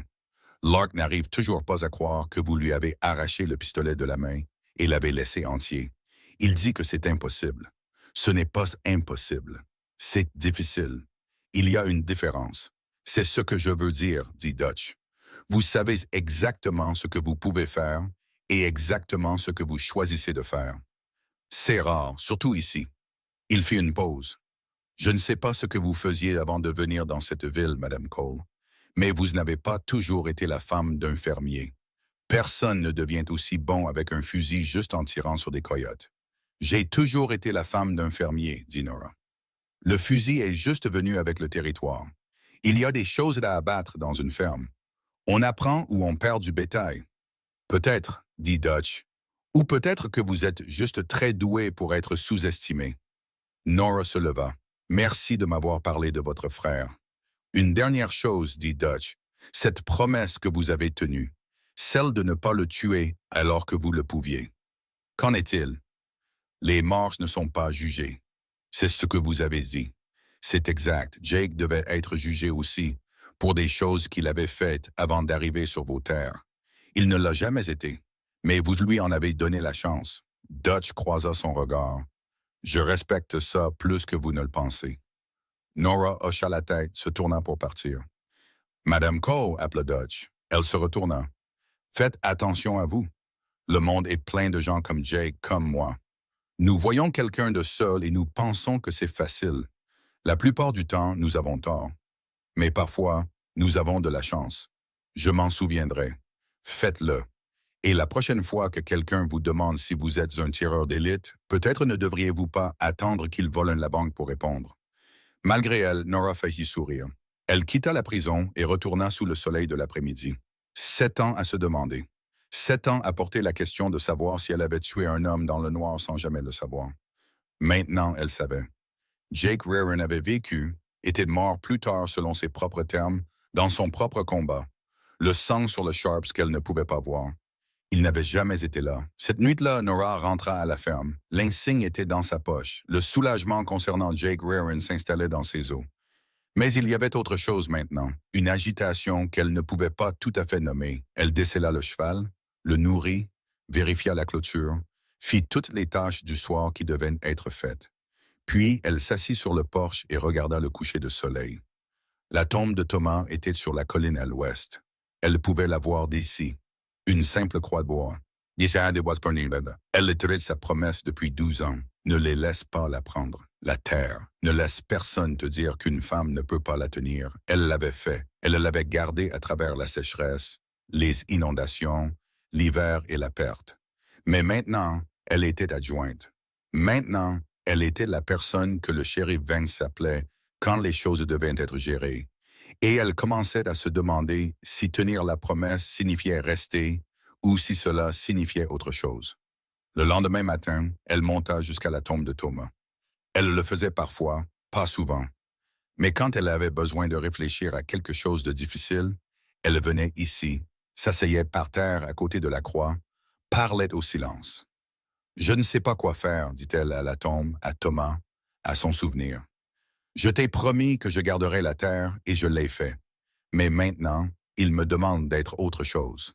Quelqu'un qui va là où on a besoin d'elle. » Le vent souffla dans les herbes de la prairie. Pas de réponse. Il n'y en avait jamais. « Si je pars, qui tiendra la promesse? » Elle resta assise là longtemps. Le soleil monta plus haut. La chaleur s'intensifia. Elle était sur le point de partir quand elle le vit. La lumière frappait la colline différemment. La formation rocheuse derrière la tombe. Il y avait un motif là qu'elle n'avait jamais remarqué auparavant. Pas naturel. Elle se leva, s'approcha, regarda les rochers. Quelqu'un les avait placés délibérément il y a des années, soigneusement. Elle tendit la main, en toucha un, il bougea. Derrière, un espace, une cavité dans la colline. Son cœur se mit à battre plus vite. Elle retira le rocher, puis un autre, puis un autre. À l'intérieur de la cavité, une boîte en métal, rouillée sur les bords, mais intacte. Elle la sortit, la posa par terre, l'ouvrit. À l'intérieur, un journal, l'écriture de Thomas et une lettre qui lui était adressée. Elle s'assit, les mains tremblant légèrement, ouvrit la lettre. Les mots de Thomas, écrits dans les mois avant sa mort, cachés pour qu'elle les trouve, si jamais elle les trouvait. « Ma très chère Nora, si tu lis que si, je suis parti. Et tu as gardé la terre assez longtemps pour trouver cet endroit. Je savais que tu le ferais. Tu es la personne la plus têtue et la plus capable que j'ai jamais connue. J'ai caché cette lettre parce que je voulais que tu la trouves quand tu serais prête. Quand tenir la promesse cesserait d'être à propos de moi et commencerait à être à propos de toi. La terre n'a pas d'importance, Nora. C'est toi qui comptes. Je sais ce que j'ai dit en mourant. Ne les laisse pas la prendre. Ne laisse personne te dire qu'une femme ne peut pas la tenir. C'était vrai, mais ce n'était pas toute la vérité.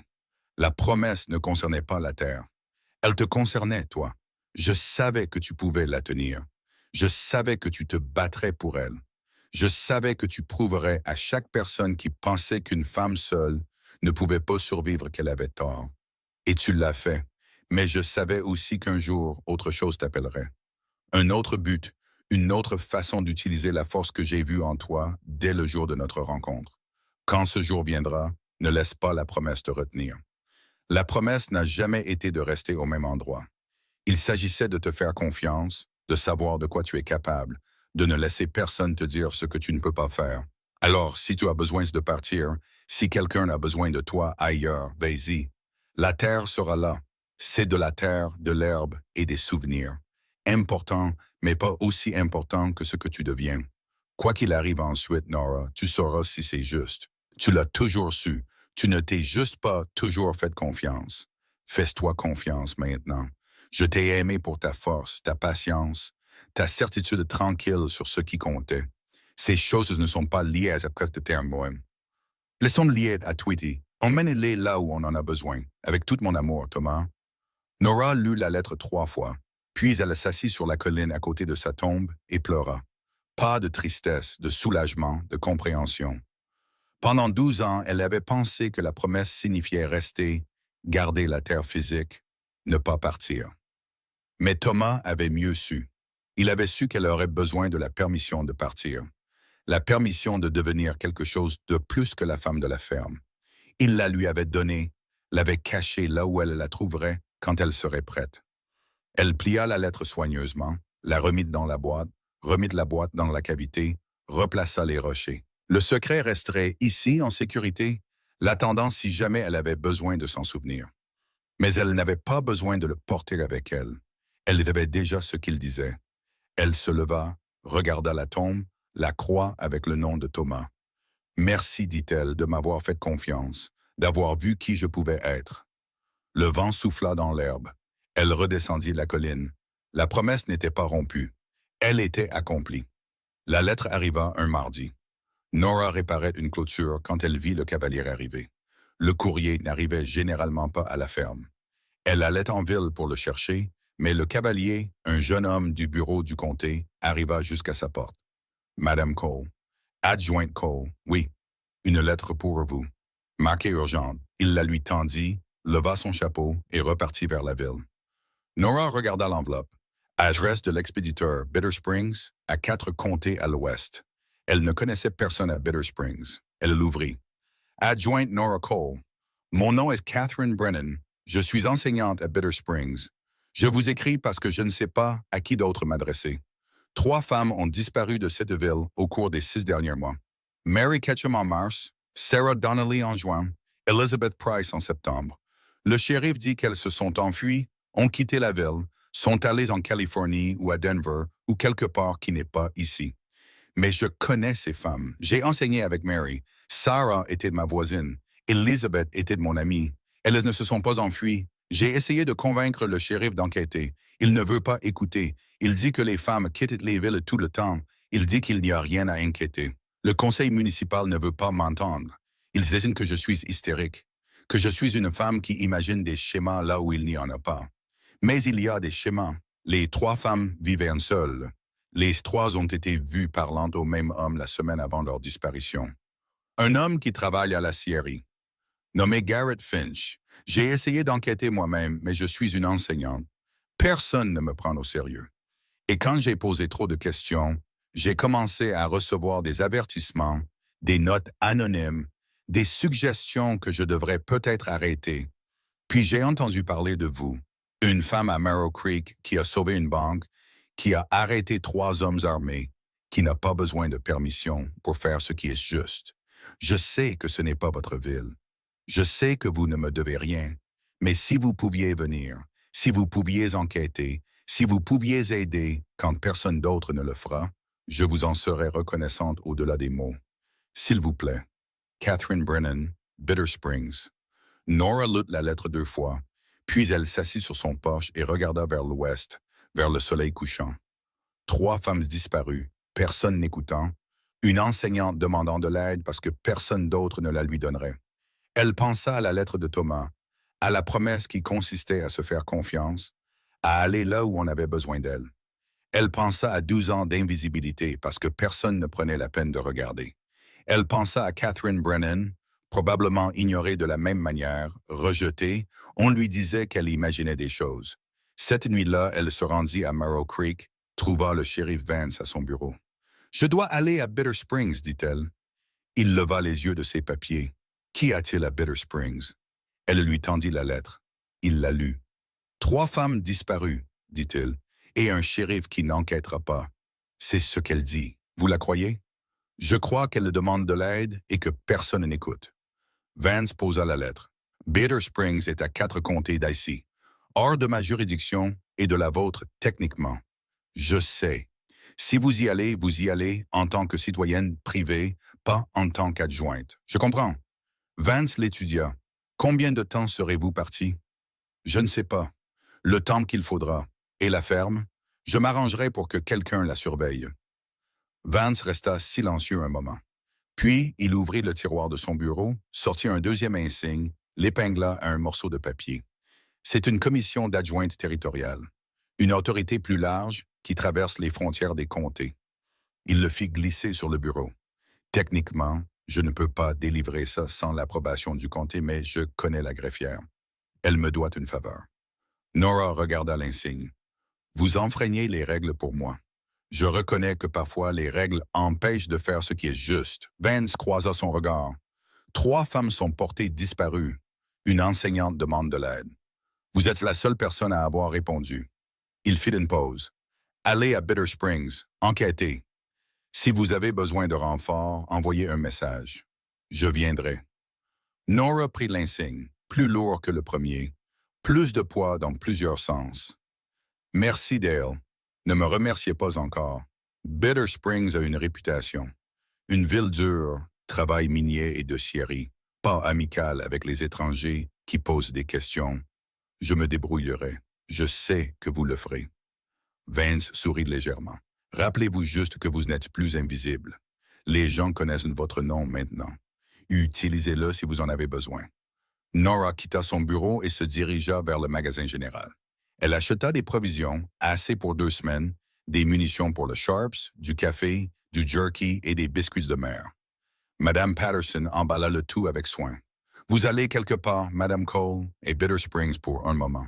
C'est une longue route vers l'ouest. J'ai fait des routes plus dures. Madame Patterson fit une pause. Quelqu'un a besoin d'aide.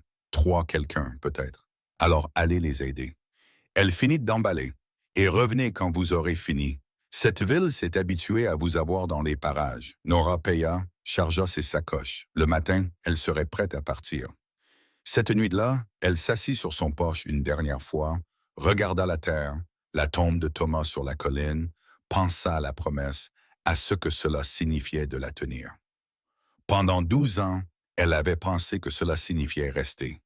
Maintenant, elle savait que cela signifiait partir, aller là où on avait besoin d'elle, utiliser la force que Thomas avait vue en elle, devenir la personne qu'elle s'était construite pour être tout ce temps. L'adjointe Nora Cole, la femme qui avait été invisible pendant 12 ans, la femme qui était sortie dans la rue quand personne d'autre ne le pouvait, la femme qui se rendait à Bitter Springs parce qu'une enseignante avait demandé de l'aide et que personne d'autre n'avait répondu. Elle entra, emballa le reste de son équipement. Le Sharps alla dans son fourreau. Les insignes allèrent dans sa poche. La lettre de Catherine Brennan alla dans son manteau retour.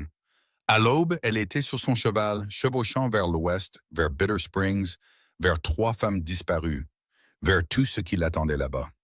La femme discrète de la terre froide partait. Et quiconque à Bitter Springs faisait disparaître des femmes n'avait aucune idée qu'elle arrivait. L'aube se leva froide sur Marrow Creek. Nora était déjà réveillée. Elle était réveillée depuis 1 heure. Certains matins, on se réveille et on sait que la journée va changer les choses. C'était un de ces matins. Elle avait tout emballé la nuit précédente. Le Sharps enveloppé dans une toile cirée, des munitions, des provisions pour 2 semaines, peut-être 3 si elle était prudente. L'insigne d'adjointe territoriale dans la poche de son manteau, à côté de la lettre de Catherine Brennan. Elle scella la jument pie dans la pénombre avant le lever du soleil. Le cheval savait que quelque chose était différent. Les chevaux le savent toujours. Ils peuvent lire l'intention dans votre façon de bouger, de charger les sacoches. Ce n'était pas un voyage en ville pour du grain, c'était autre chose. Elle entra dans Marrow Creek alors que le soleil se levait sur les collines de l'Est. La rue principale était vide, trop tôt pour la plupart des gens. Le saloon était fermé. Le magasin général n'ouvrirait pas avant 1 heure, mais il y avait de la fumée qui sortait de la cheminée du bureau du shérif. Vance était aussi un lève-tôt. Elle attacha son cheval à l'extérieur et entra. Vance était à son bureau avec du café et des papiers. Il leva les yeux quand elle entra. « Je pensais que vous passeriez avant de partir, dit-il. Je voulais vous faire savoir que je partais. Appréciez. » Il se leva, versa une deuxième tasse de café de la cafetière sur le poêle, la lui tendit. Asseyez-vous. Nous avons quelques minutes. Nora s'assit. Le café était fort et chaud, comme il se doit. Ils burent en silence un moment, le genre de silence confortable entre des gens qui se comprenaient. Vous savez, vous n'êtes pas obligé d'y aller, dit finalement Vance. Cette lettre, ces femmes disparues, ce n'est pas votre responsabilité. Je sais. Mais vous y allez quand même. Oui. Vance hocha la tête. Pourquoi? Nora y réfléchit. À la lettre de Thomas, à 12 ans d'invisibilité, au fait de sortir dans la rue avec le Sharps. Parce que personne d'autre n'a répondu, dit-elle. Et je sais ce que c'est que d'avoir besoin d'aide et que tout le monde vous ignore. Vous pensez que c'est ce qui arrive à cette enseignante? Je pense qu'elle a demandé aux gens qui auraient dû l'aider et qui lui ont dit qu'elle imaginait des choses. Je pense qu'elle est assez désespérée pour écrire à une inconnue à 4 comtés de là. Nora fit une pause. Et je pense que si 3 femmes sont vraiment portées disparues, quelqu'un doit s'en soucier assez pour découvrir pourquoi. Vance l'étudia par-dessus sa tasse de café. Vous avez changé, vous savez, ces dernières semaines. Vraiment?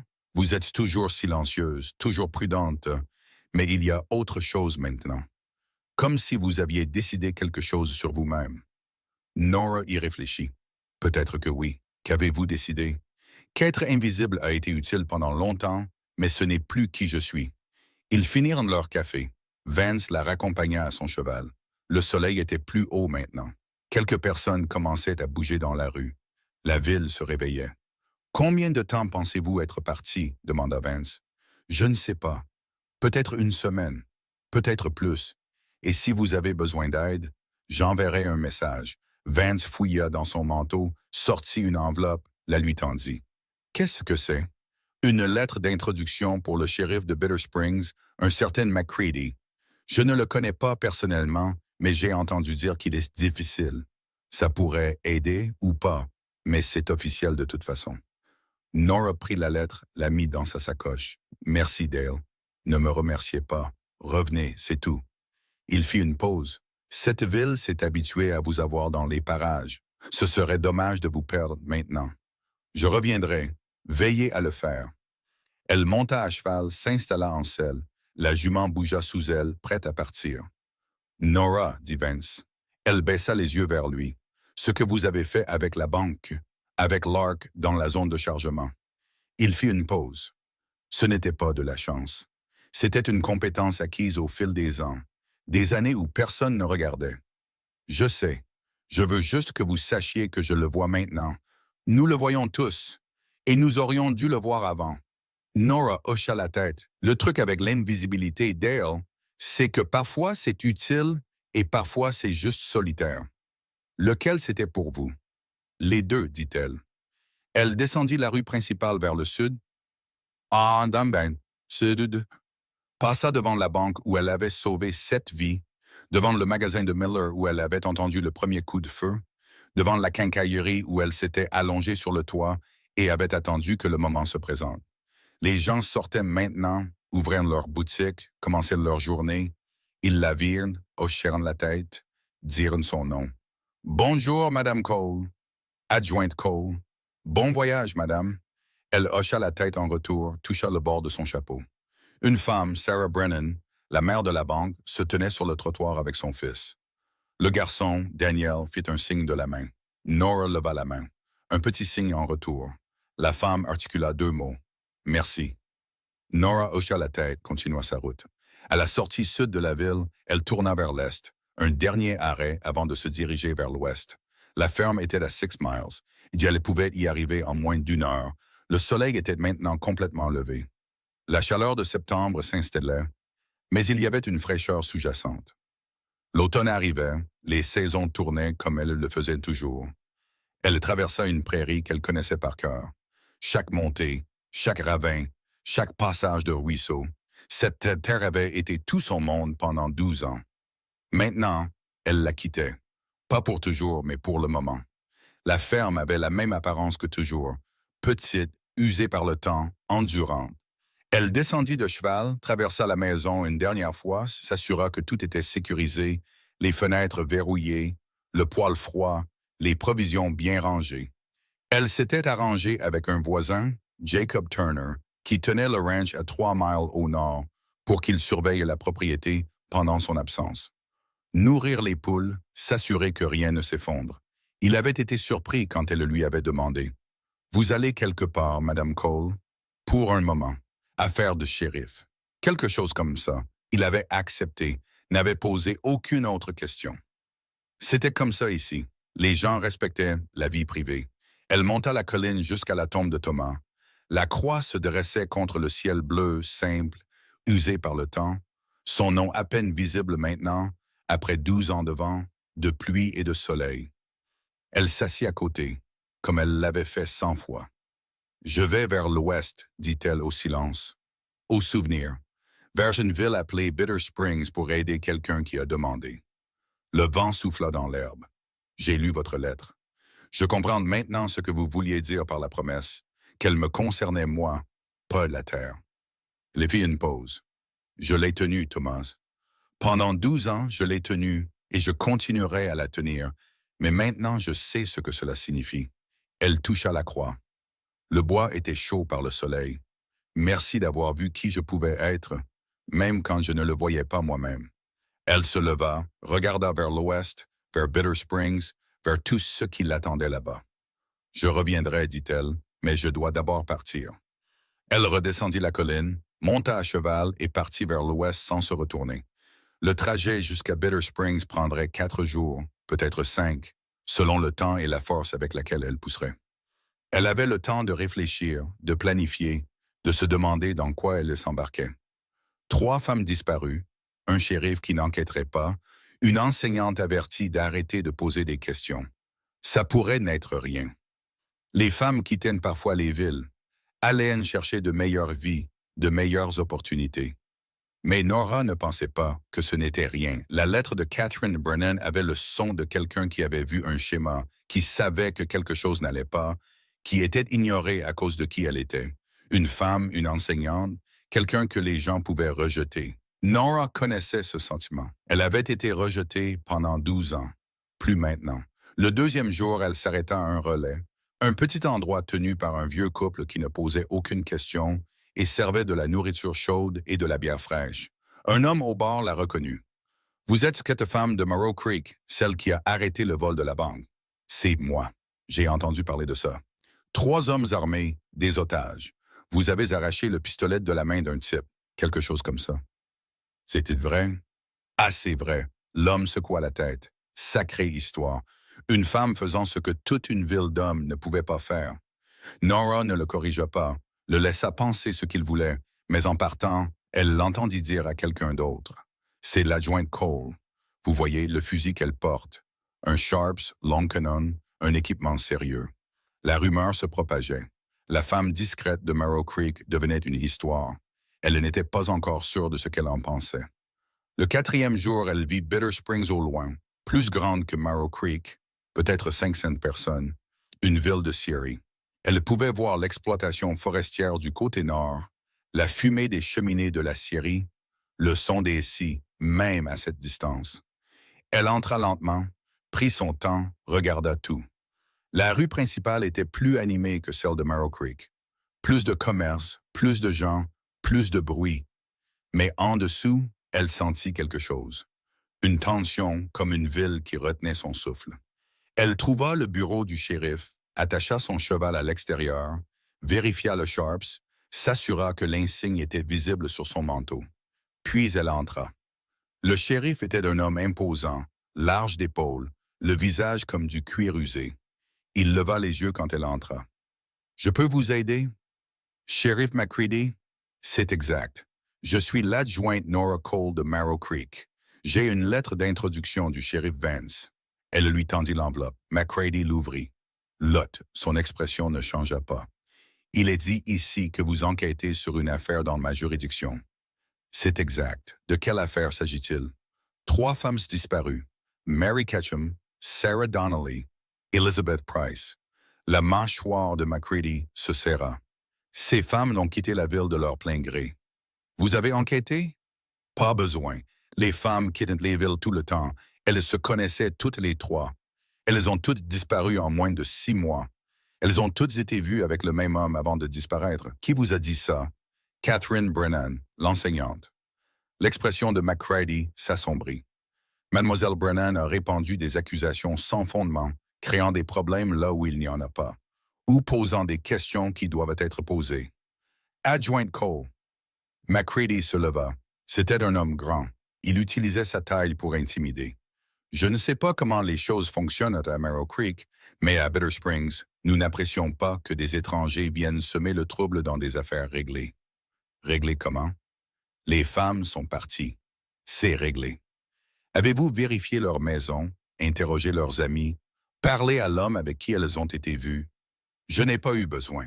Il n'y a pas de crime ici. Nora le regarda, sa façon de se tenir, de parler, sa défensive. Il n'était pas seulement désintéressé par l'enquête. Il l'empêchait activement. J'aimerais parler à Mademoiselle Brennan, dit Nora.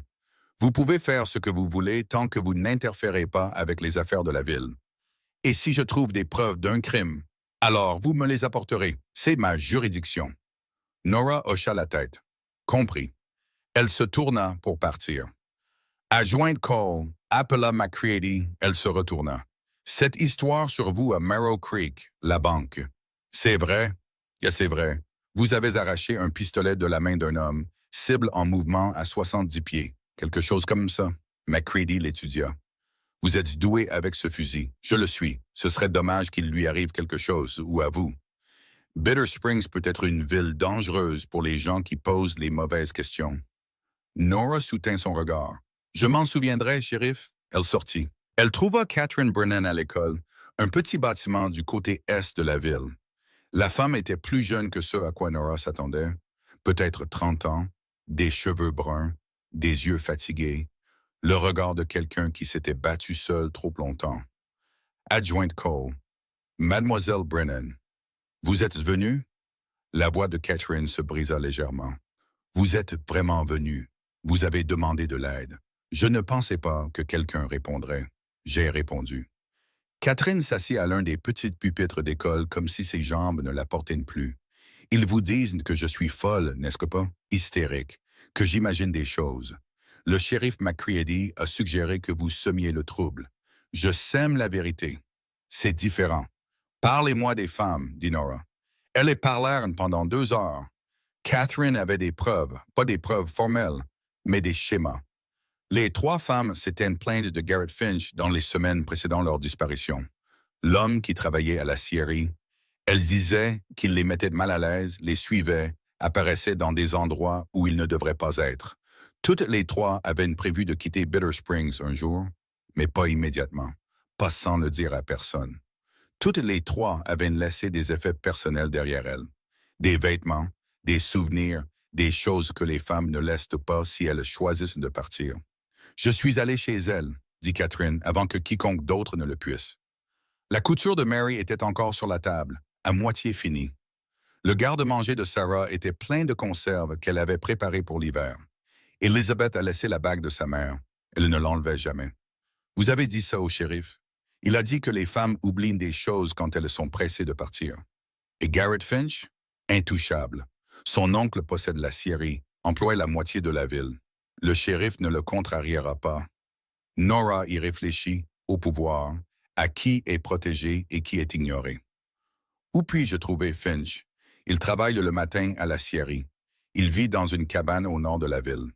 Je vais lui parler. Catherine la regarda. Soyez prudente, il y a quelque chose qui ne va pas chez lui. On peut le voir dans ses yeux. J'ai déjà eu affaire à des hommes comme ça. Pas comme lui.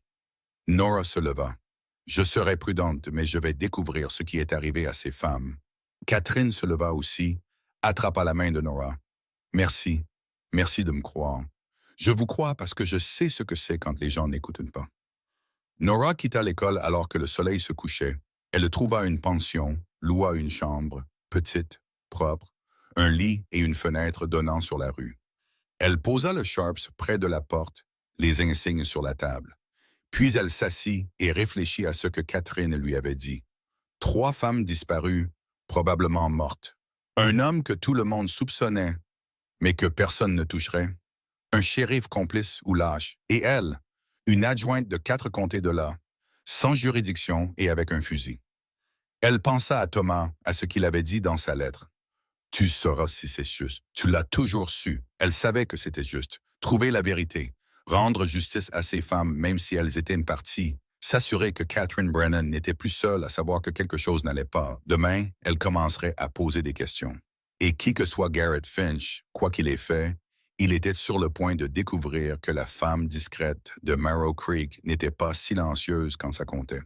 Elle se réveilla avant l'aube. Vieille à habitude, vérifia le Sharps, chargé, prêt, mettant l'insigne d'adjointe territoriale, celui qui traversait les frontières des comtés. Descendit, prit un café, écouta le propriétaire de la pension parler de la série de Finch. Un drôle de type, ce garçon. Il l'a toujours été, même enfant. Sa mère est morte quand il était jeune. Son père s'est tué à boire. Son oncle l'a recueilli, lui a donné du travail. Mais il y a quelque chose qui ne va pas chez lui. Comment ça? Je ne peux pas mettre le doigt dessus. Juste pas normal. Les femmes n'aiment pas être près de lui. Les femmes intelligentes, en tout cas. Quelqu'un a-t-il signalé des problèmes avec lui? Quelques-unes ont essayé. Le shérif leur a dit qu'elles étaient trop sensibles. Nora finit son café, se leva. Où allez-vous? Demanda le propriétaire. Parlez à Garrett Finch. Soyez prudente, adjointe. Il a des protections. Les hommes qui ont volé la banque à Marrow Creek aussi. J'ai entendu parler de ça. Vous avez vraiment arraché un pistolet de la main d'un homme? Oui. Le propriétaire sourit. Alors peut-être que Garrett Finch devrait être celui qui fait attention. La voix du narrateur revient, chaleureuse et contemplative. C'est là que nous laissons Nora Cole ce soir, Jim. Debout dans une pension de Bitter Springs, l'insigne sur la poitrine, le fusil Sharps à la main, sur le point d'entrer dans une situation que la loi locale ne touchera pas. Elle n'est pas venue ici pour être une héroïne. Elle est venue parce qu'une enseignante a demandé de l'aide et que personne d'autre n'a répondu. Mais voici le truc avec Nora Cole. La chose que Marrow Creek a mis 12 ans à voir. Elle n'a jamais eu besoin qu'on lui demande 2 fois. Elle n'a jamais eu besoin de permission. Et elle n'a jamais tourné le dos quand quelqu'un avait besoin de ce qu'elle pouvait faire. 3 femmes sont portées disparues à Bitter Springs. Peut-être mortes. Peut-être pire. Un homme nommé Garrett Finch se promène librement parce qu'il est protégé. Un shérif n'enquêtera pas parce que c'est gênant. Et une enseignante nommée Catherine Brennan vient de recevoir le seul soutien qu'elle aura. Une femme, 53 ans, avec un fusil Sharps et 12 ans de sous-estimation. Vous savez ce qui arrive aux gens qui sous-estiment les silencieux. Ils découvrent trop tard que silencieux ne veut pas dire faible. Ça ne veut pas dire effrayé. Ça ne veut pas dire non préparé. Parfois, silencieux signifie simplement patient, attendant le bon moment, observant, apprenant, comprenant. Et puis, quand le moment vient, agissant avec une précision qui ne laisse aucune place au doute. Nora Cole a été invisible pendant 12 ans à Marrow Creek, non pas parce qu'elle était petite, mais parce que tout le monde ne regardait pas. Mais un vendredi de septembre 1879, une porte s'est ouverte, celle que personne n'attendait. Et la femme qui en est sortie a tout changé. Elle a sauvé 7 vies, gagné un insigne, est devenue la personne que le shérif Vance appelait quand les choses devaient être gérées. Et maintenant, elle est à Bitter Springs, et Garrett Finch n'a aucune idée qu'elle arrive. Certaines portes s'ouvrent silencieusement. Mais quand elles le font, tout change. Certaines personnes portent ce qu'elles sont si tranquillement, pendant si longtemps, que le monde oublie de demander. Et puis un jour, le monde en a besoin. Et elle est là, surveiller les silencieux. Ce sont eux qui se préparent depuis des années, bâtissant leur force dans l'ombre, apprenant des compétences que personne n'a demandées, devenant exactement ce qu'ils doivent être, pour que lorsque le moment vient, lorsque quelqu'un a besoin d'aide et que personne d'autre ne répondra, ils soient prêts. Ils ont toujours été prêts. Vous ne regardiez simplement pas. Le soleil se lève sur Bitter Springs. Une femme en robe de travail descend la rue principale, le fusil Sharps porté nonchalamment, les signes attrapant la lumière du matin. Elle se dirige vers le nord, vers la scierie, vers des réponses. Et quelque part à Marrow Creek, sur une colline tournée vers l'ouest, une croix de bois se dresse dans les herbes de la prairie. La tombe de Thomas Cole veillant sur la terre que sa femme a promis de garder. Elle l'a gardée. Et maintenant, elle tient une promesse différente. Être celle qu'elle est devenue. Aller là où on a besoin d'elle. Ne jamais laisser le silence signifier l'impuissance. fondu au noir sur l'horizon. Un cavalier se dirige vers l'ouest, la prairie sans fin. L'histoire continue au-delà de ce que nous pouvons voir. Car certaines légendes ne s'achèvent pas. Elles continuent simplement leur chemin.